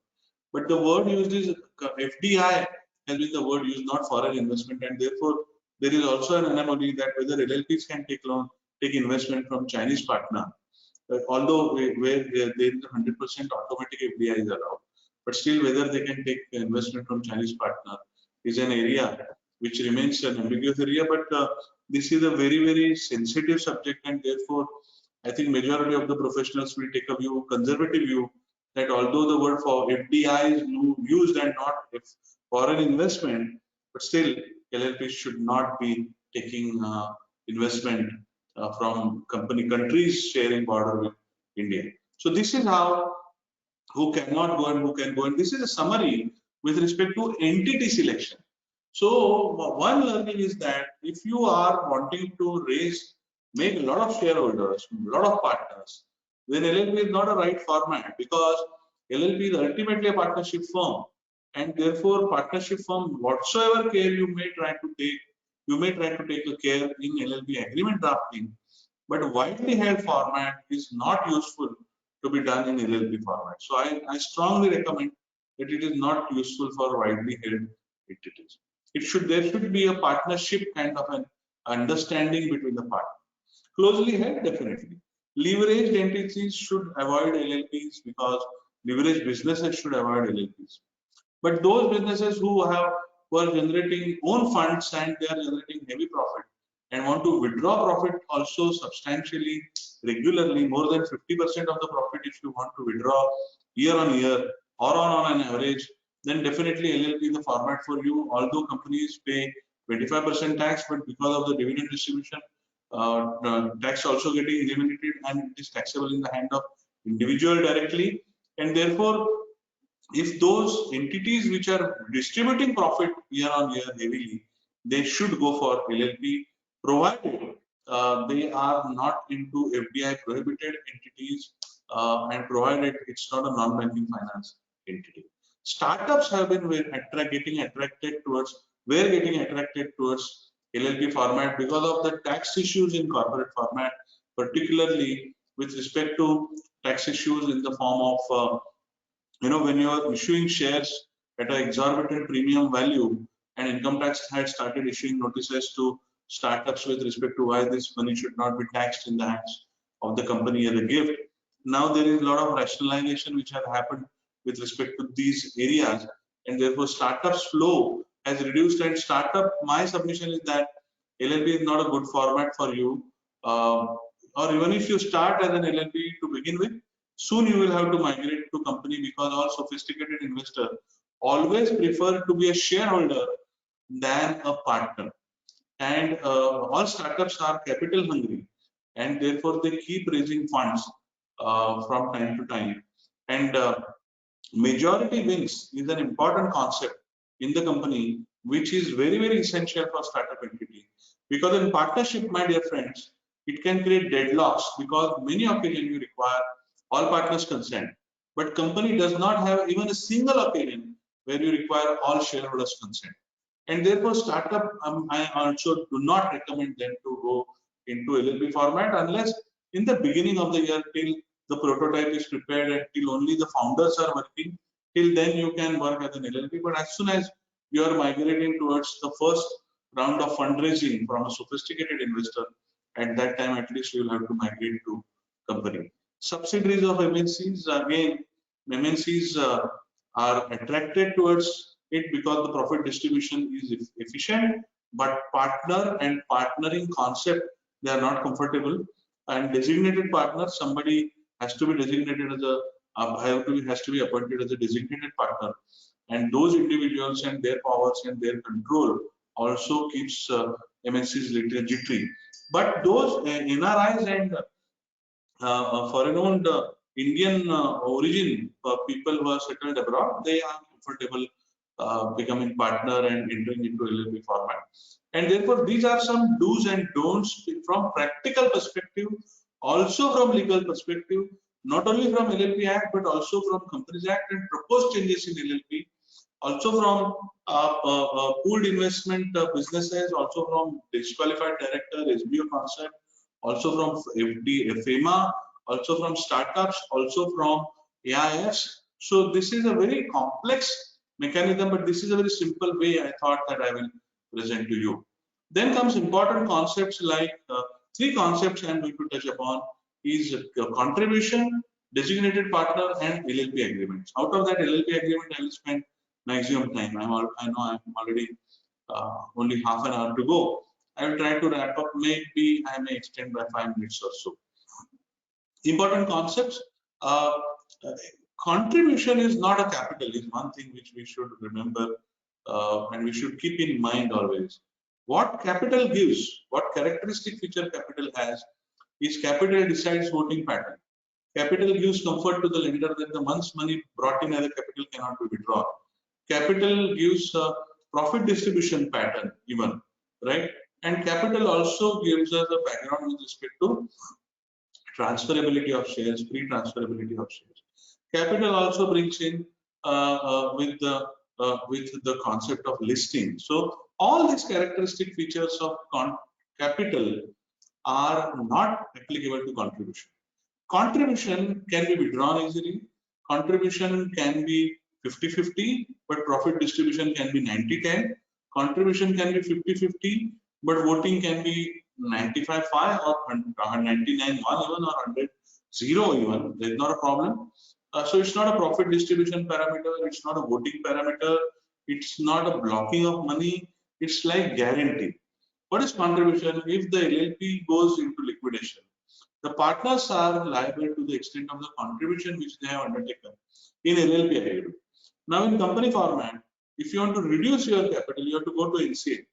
But in LLP format, you can form LLP with a 1 crore contribution, and subsequently you can reduce that contribution para in LLP agreement without going into NCLT or any regulator by simply agreeing between the partners. Now, this is little disturbing kind of a situation, and I'm sure in the second or third level of amendment, this concept also might get plugged. Second concept, and therefore, when you're forming LLP agreement, you have to be very, very specific as to how your voting pattern is going to be, how your profit distribution is going to be, who is going to decide about your profit distribution, right? Whether the money can be withdrawn by any partner unilaterally or will it require consent of all partners. All these parameters, particularly if you are dealing, if your customer is a very sophisticated customer, if he's coming from a corporate background, then he needs to be educated that don't assume that the characteristics of capital are copy paste to contribution concept in LLP, and therefore agreement will have to be very careful. These are very, very important do's and don'ts as far as contribution is concerned. Similarly, if you are advising any individual who asks you that I am being offered as a designated partner in my employer LLP, should I accept or not? You need to caution him that designated partner is not a prestige, it's an officer in default. Okay, because section 7 and 8 of the LLP Act very clearly say that the officer designated person has to be he has to be a resident designated person, and he may not be the profit owner, and he may be a nominee of a body corporate. But what it means is that in case of any default with respect to LLP Act, designated partner will be personally liable for those defaults. And therefore, to that extent, as far as LLP's liabilities becomes designated partners liability is what section 7 and 8 tells us. Is a very important, very, very important concept which we need to remember when we are advising any individual or LLP as to who can be those designated partners. Even if you are advising anyone as to who should be appointed as a designated partner, be very careful about the processes for in the LLP agreement prescribing how can I appoint and how can I remove someone as a designated partner. Otherwise, he can drag you into court, into some, and put you into some difficult situation. Now, moving this further, the third concept is LLP agreement, and LLP agreement is the core of this whole LLP. Our services in the LLP entity is concerned. You need to remember few things. LLP Act is not like Companies Act. Companies Act, everything is said. What is board's power? What is shareholders' power? They cannot supersede over each other. How board takes decision, how shareholder takes decision. Which shareholder resolution require ordinary, which shareholder resolution requires special, which resolution requires special notice, which requires explanatory statement. So many detailing have been provided in Companies Act, which is not there in LLP agreement, and therefore LLP agreement is going to be Bible. Second important point is, if LLP agreement is silent, then Schedule 1 provision will become de facto applicable to you, and some of the provisions of Schedule 1, I will share with you in a while, you will not want those to be applicable to you, and some of those provisions may disentitle you to take a remuneration, and income tax may say that your LLP agreement does not provide for any clause with respect to remuneration, and first schedule provides that no partner will be eligible to take the remuneration. These are some of the important features of first schedule. And as a result of that, whatever remuneration you have taken, it's ultra virus LLP agreement, and it's obviously you have to refund it back to the LLP, and I will not allow it as an expenditure. One more clause in first schedule which you have to be very careful is that each partner will have one vote, one voting, one partner, one vote. It's going like a cooperative society, one partner, one vote. Because as I said earlier, it's a partnership, and therefore one partner, one vote. With the concept of 50%, 51%, more than 50%, or 75%, or 26%, there's nothing like that. There's no special resolution, ordinary resolution. In fact, majority of the occasions, LLP agreement provides that either you go to an LLP agreement or take consent of all the partners. For example, again, first schedule says admission of new partner, you require consent of all partners. Starting new business, you require consent of all partners. Partners cannot derive any benefit from LLP without the consent of all partners. You cannot compete with LLP, and therefore, if you are partner in LLP, you cannot have partnership in similar business. And this can be a problem in many LLPs. You can imagine that in developer business particularly, many people are partner in multiple entities. Now LLP Act specifically prohibits, first schedule specifically prohibits, unless your LLP agreement specifically puts that you are allowed to take partnership or directorship or shareholding, which is in a competing business. And therefore, first schedule is point number 6, 3, 8, 7, 9, 8, 11, 12 are most important paras of first schedule, and you have to say that none of these provisions is applicable to me, and also prescribe what is then applicable to you in the LLP agreement. So how detailed LLP agreement one has to work is we have to remember. And LLP rules say that shifting of registered office, rule 17(1), requires consent of all partners. Striking of name, if you want to apply for strike off of the name, you require consent of all partners. Declaring any address as an address for correspondence, you require consent of all partners. Change of name, removal of auditor, you require consent of all partners. First schedule says admission of partner, you require consent of all partners. Change of business, you require consent of all partners. Expulsion of the partner, you require consent of all partners. And whatever is not mentioned in LLP agreement, consent of all partners. So what it means is LLP is kind of a partnership, and not only partnership, you require consent of all partners. Now imagine neither the act nor the rules nor first schedule provides any regulation with respect to how the appointment of designated partner, who will decide about loan investment guarantee security to be given, borrowing, related party transactions, deposit, borrowing, appointment of auditor, restoration of LLP. Who will decide? Designated partner, which partners consent? All of that will be dependent on partnership deed. For example, you can provide that without my consent, you cannot do anything. And I can do without consent of any partner all these things. Now, if this is clearly articulated in LLP agreement, then it's very easy. And if it is not articulated, then you have a deadlock. You, unless and until you take consent of each and every partner, you cannot move ahead. I had one client who always have been in a company format, and he used to keep issuing shares to different investors. He formed LLP, and in LLP he admitted different partners, and then he ran into so many troubles because of not having a detailed agreement in place. And therefore, this is an opportunity for the professionals, of course, that the agreement which takes care of all these provisions is going to be very crucial and very valuable. You can charge few lakh rupees for LLP agreement. Now it will depend as to whether you are drafting LLP agreement for family business or venture capital undertaking or widely held or closely held. Okay, so we are forming for service provider professionals partnership form. Then even then, how do you want? Who will have control? Whether the founding partners will have control or every partner will have control? Whether all partners' consent would be necessary for all the occasion or would not be necessary? All of that will have to be provided. Powers of DP, powers of other partners. If you want to restrict, if you want to say that DP does not have any power unless and until it takes consent of my particular partner, you have to provide for that. If you want to put any restriction that any profit drawal has to be with the consent of Mr. X, then you have to provide for it. If you want to have voting pattern disproportionate to your contribution pattern, you have to provide for it. If you want to provide process for transferring interest, because section 42 of LLP Act says that partner is eligible to transfer his interest.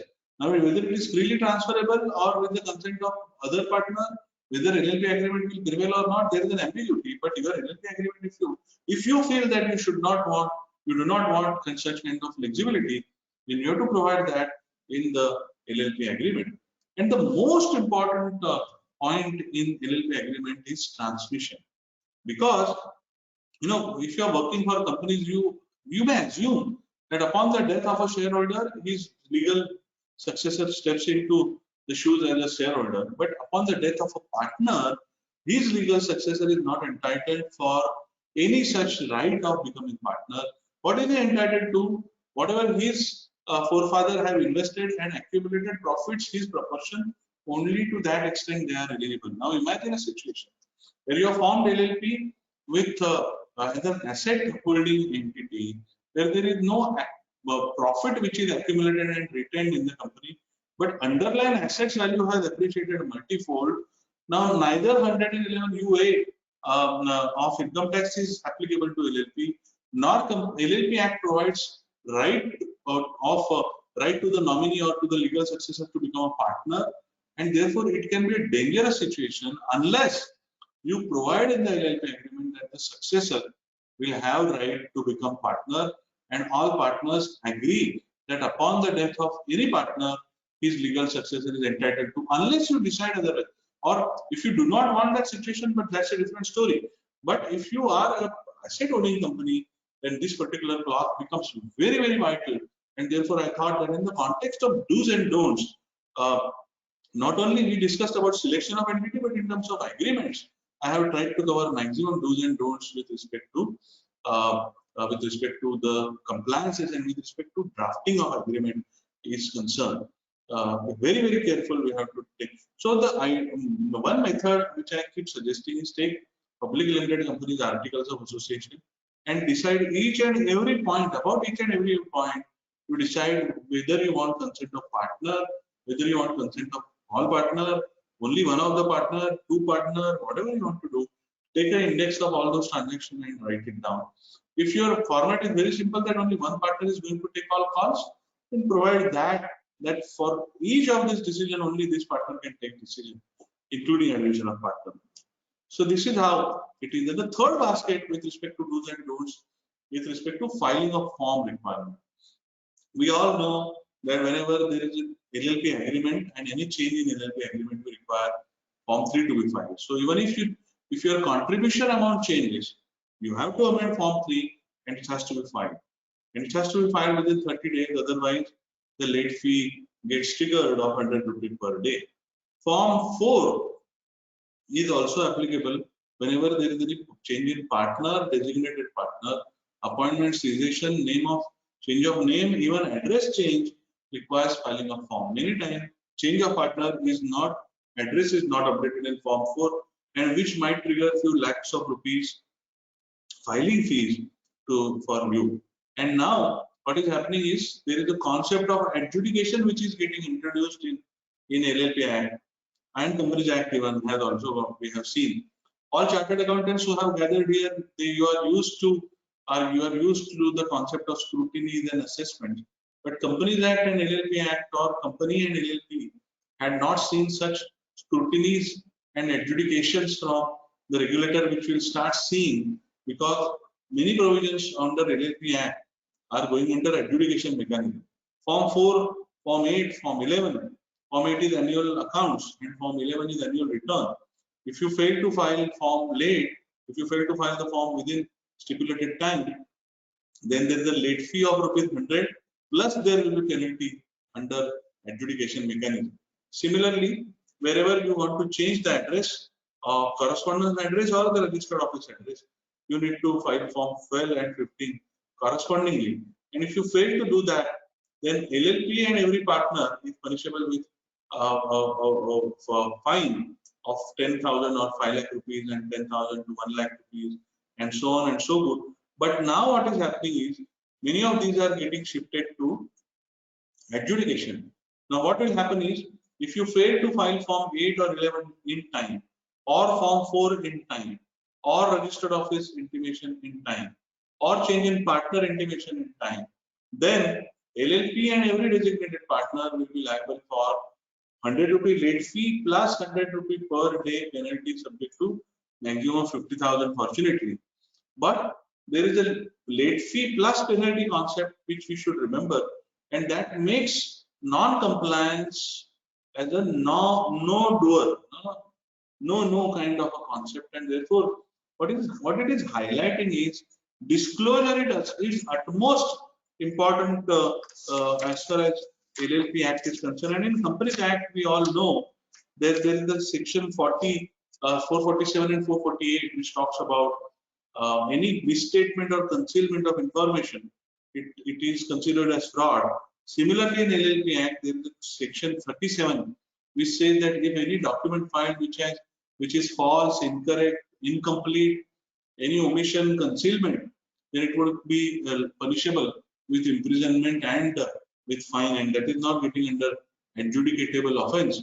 Therefore, ROC is getting a lot of power for adjudicating offense with respect to even general penalties. You know, there is section 450 under Companies Act, section 74 under LLP Act, which says that wherever jiska koi nahi uska khuda, or section 74, wherever there is no penalty prescribed, section 74 will become applicable, which means 100 rupees per day subject to 1 lakh rupees. And therefore, adjudication is going to completely change the dynamics of LLP and company format, and therefore we have to be very careful.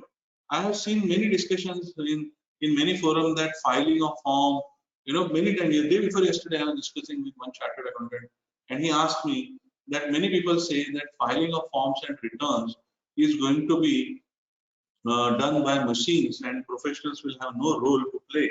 I said that yes, it is possible that machines may do filing of forms, but remember one thing, that this is going to be adjudicatable, and therefore whatever detail you are providing in e-form, unless and until there is a well thought justification with respect to each and every data and number, it can drag such machine generated form into trouble to our clients. And therefore, although we may take help of machines and softwares for filling form, their grouping, their presentation, their language, we have to be ultra careful, because adjudication is on our way into the life of corporate compliance. We have seen such power with RBI, we have seen that power with SEBI, and now we would see that power with MCA, and that's completely going to change the compliance structure, and the sensitivity towards the compliance is going to drastically change in LLP format, even if at par, almost at par with company as far as adjudication are concerned. Of course, companies are required to file multiple forms with MCA. Those many forms are still not introduced in LLP format. LLP format is very simple: change of partner, change of contribution, change of address, change of agreement will require filing of forms, and even change of partner's address is also required to be intimated. So this is how it is there. And some do's and don'ts, when I was thinking that in do's and don'ts, some common mistakes, of course, the famous common mistake is non-filing of forms in time.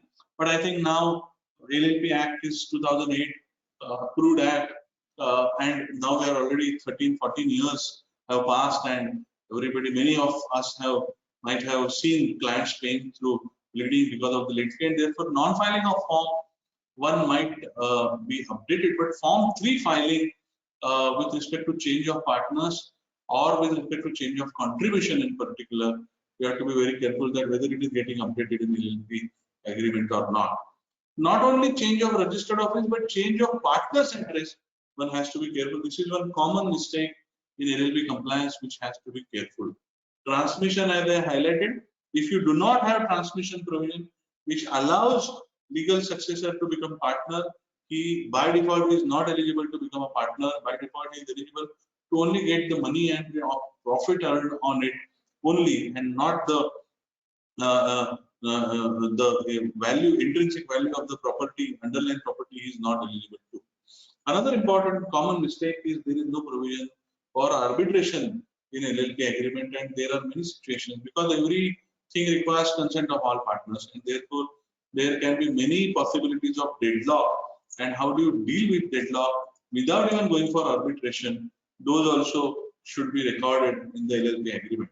Some procedural part is not there in agreement, and then one of the partner is taking calls without consent of all partner can become a reason for dispute. A borrowing done by a partner without consent of all partners can trigger banks, can drag banks into trouble.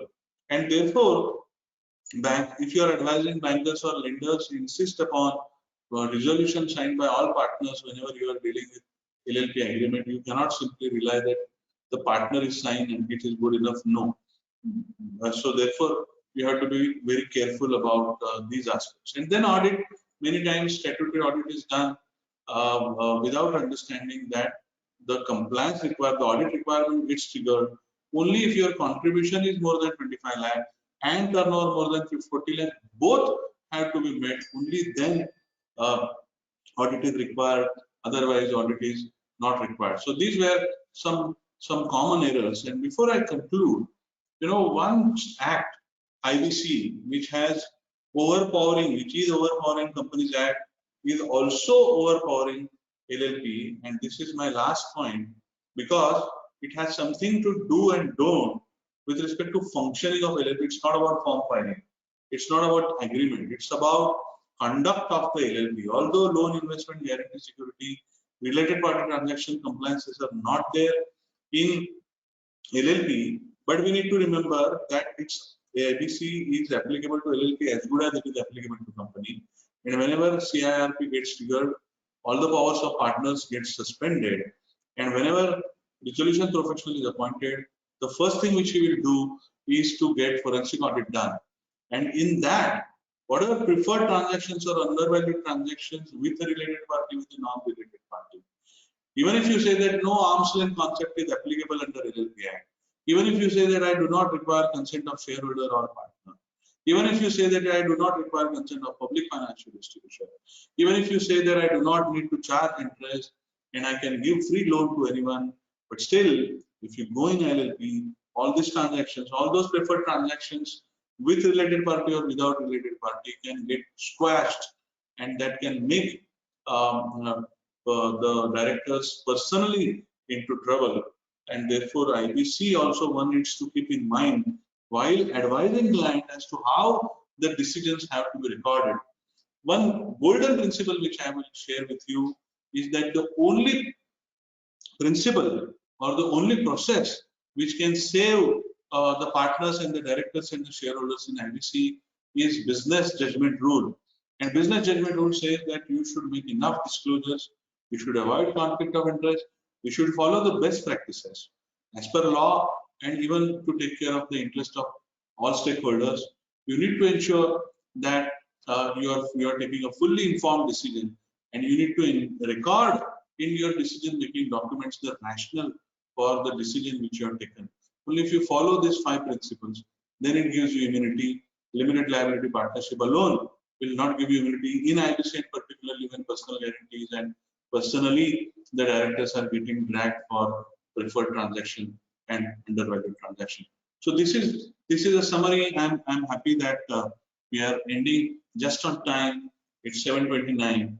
The takeaways from my side were misuse of LLP either from the context of disqualified director or SBO or non-filing or concealment of information. Anybody doing that, we have, as a professional, we have to caution them that this can put you in a big trouble. Procedural compliances, yes, those are not applicable, but recording rationale and insisting on partners resolution. If you are an outsider, insisting on partners resolution, and if you are insider, recording all the rationale with respect to material decisions which you are taken in business sense is important, so that it becomes a defense that it is not a preferred or undervalued transaction, even if it is triggered in whistleblower or otherwise.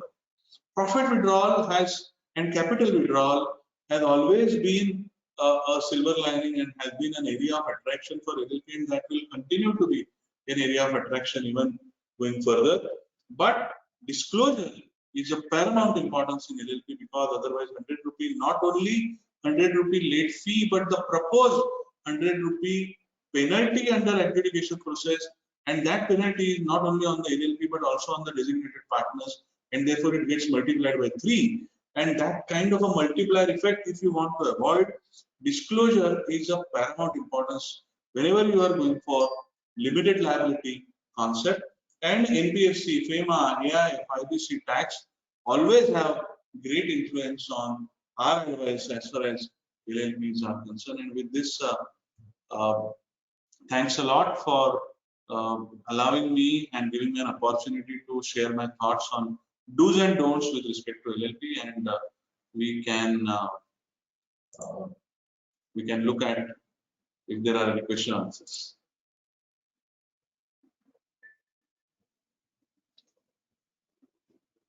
We are exactly at 7:30. Yeah, yes, we are exact at 7:30. So can you see the question in at your login ID? I mean, in your from your side, can you see the question box? Just a minute, let me. Otherwise, we'll request to Mishra ji, are you there? Yes, sir. No, I'm not. Hello. Just हाँ a minute. Mishra ji, बोलिए. questions I'm able to questions है क्या? see that, but there are आपको no. देखना question को देखना है. आपकी आवाज नहीं आ रही मुझे. बोल रहा आपको क्वेश्चन देखना है मैडम. हाँ, या तो आप डायरेक्टली सर को बना दीजिए, ऑर्गेनाइजर सर देख लेंगे, या मुझे बना दीजिए. I think there is no question. Are you able to see some questions? Madam मैं आपको बना देता हूँ, सर को मालूम नहीं पड़ेगा तो आपको बना देता हूँ.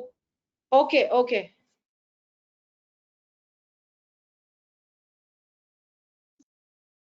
बना दिया madam.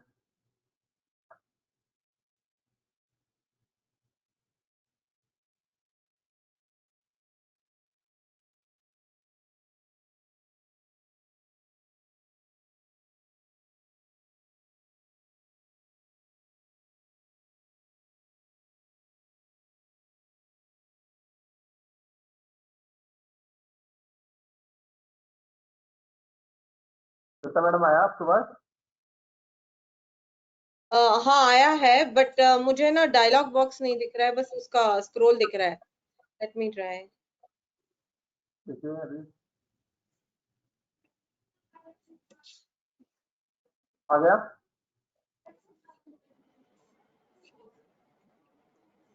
Just a minute.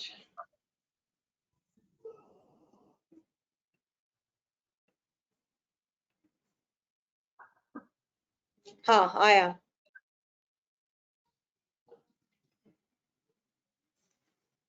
Okay. Yes, the screen is. In case of imprisonment, can it be challenged in court? In case of? In case of imprisonment, can it be challenged in court? Of course, yes. It's a Okay. maximum penalty prescribed in law, subject to judicial process. It's opportunity of being heard and natural justice is. Yeah. So the next question is, can a LLP have Jan to December as its financial year for a statutory audit purpose? Yes, I think yes. Okay. Statutory audit, I think yes. For a statutory audit purpose, yeah.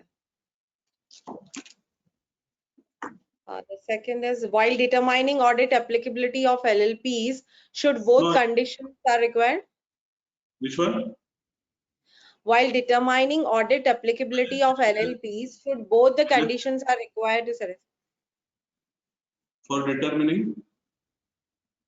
Audit applicability of LLPs. Yes, both conditions have to be there, but financial year has to be 31st March only. Okay. Okay, and no questions other than that. An appreciation, lot of appreciation, and reaching presentations. It's really good and all that. Thank you so much. Yeah. Thank you. Thanks a lot. Okay. So yeah, really it was a very informative and knowledgeable sessions, and you have explained in very well manner and covered all the important points which we really need to remember. And I'm sure our participants must have benefited from this session. So in takeaway from today's session, what I can say is ignorance about applicable laws or sections can make you liable a huge and heavy penalties. So be extra careful.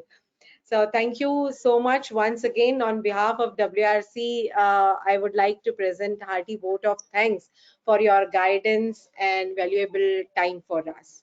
Thank you. Thank you, Shweta Devi. Thank you. And thank you, everyone. Thanks to ICAI for giving me an opportunity. Bye-bye. Bye-bye. So I'm ending this meeting for everyone.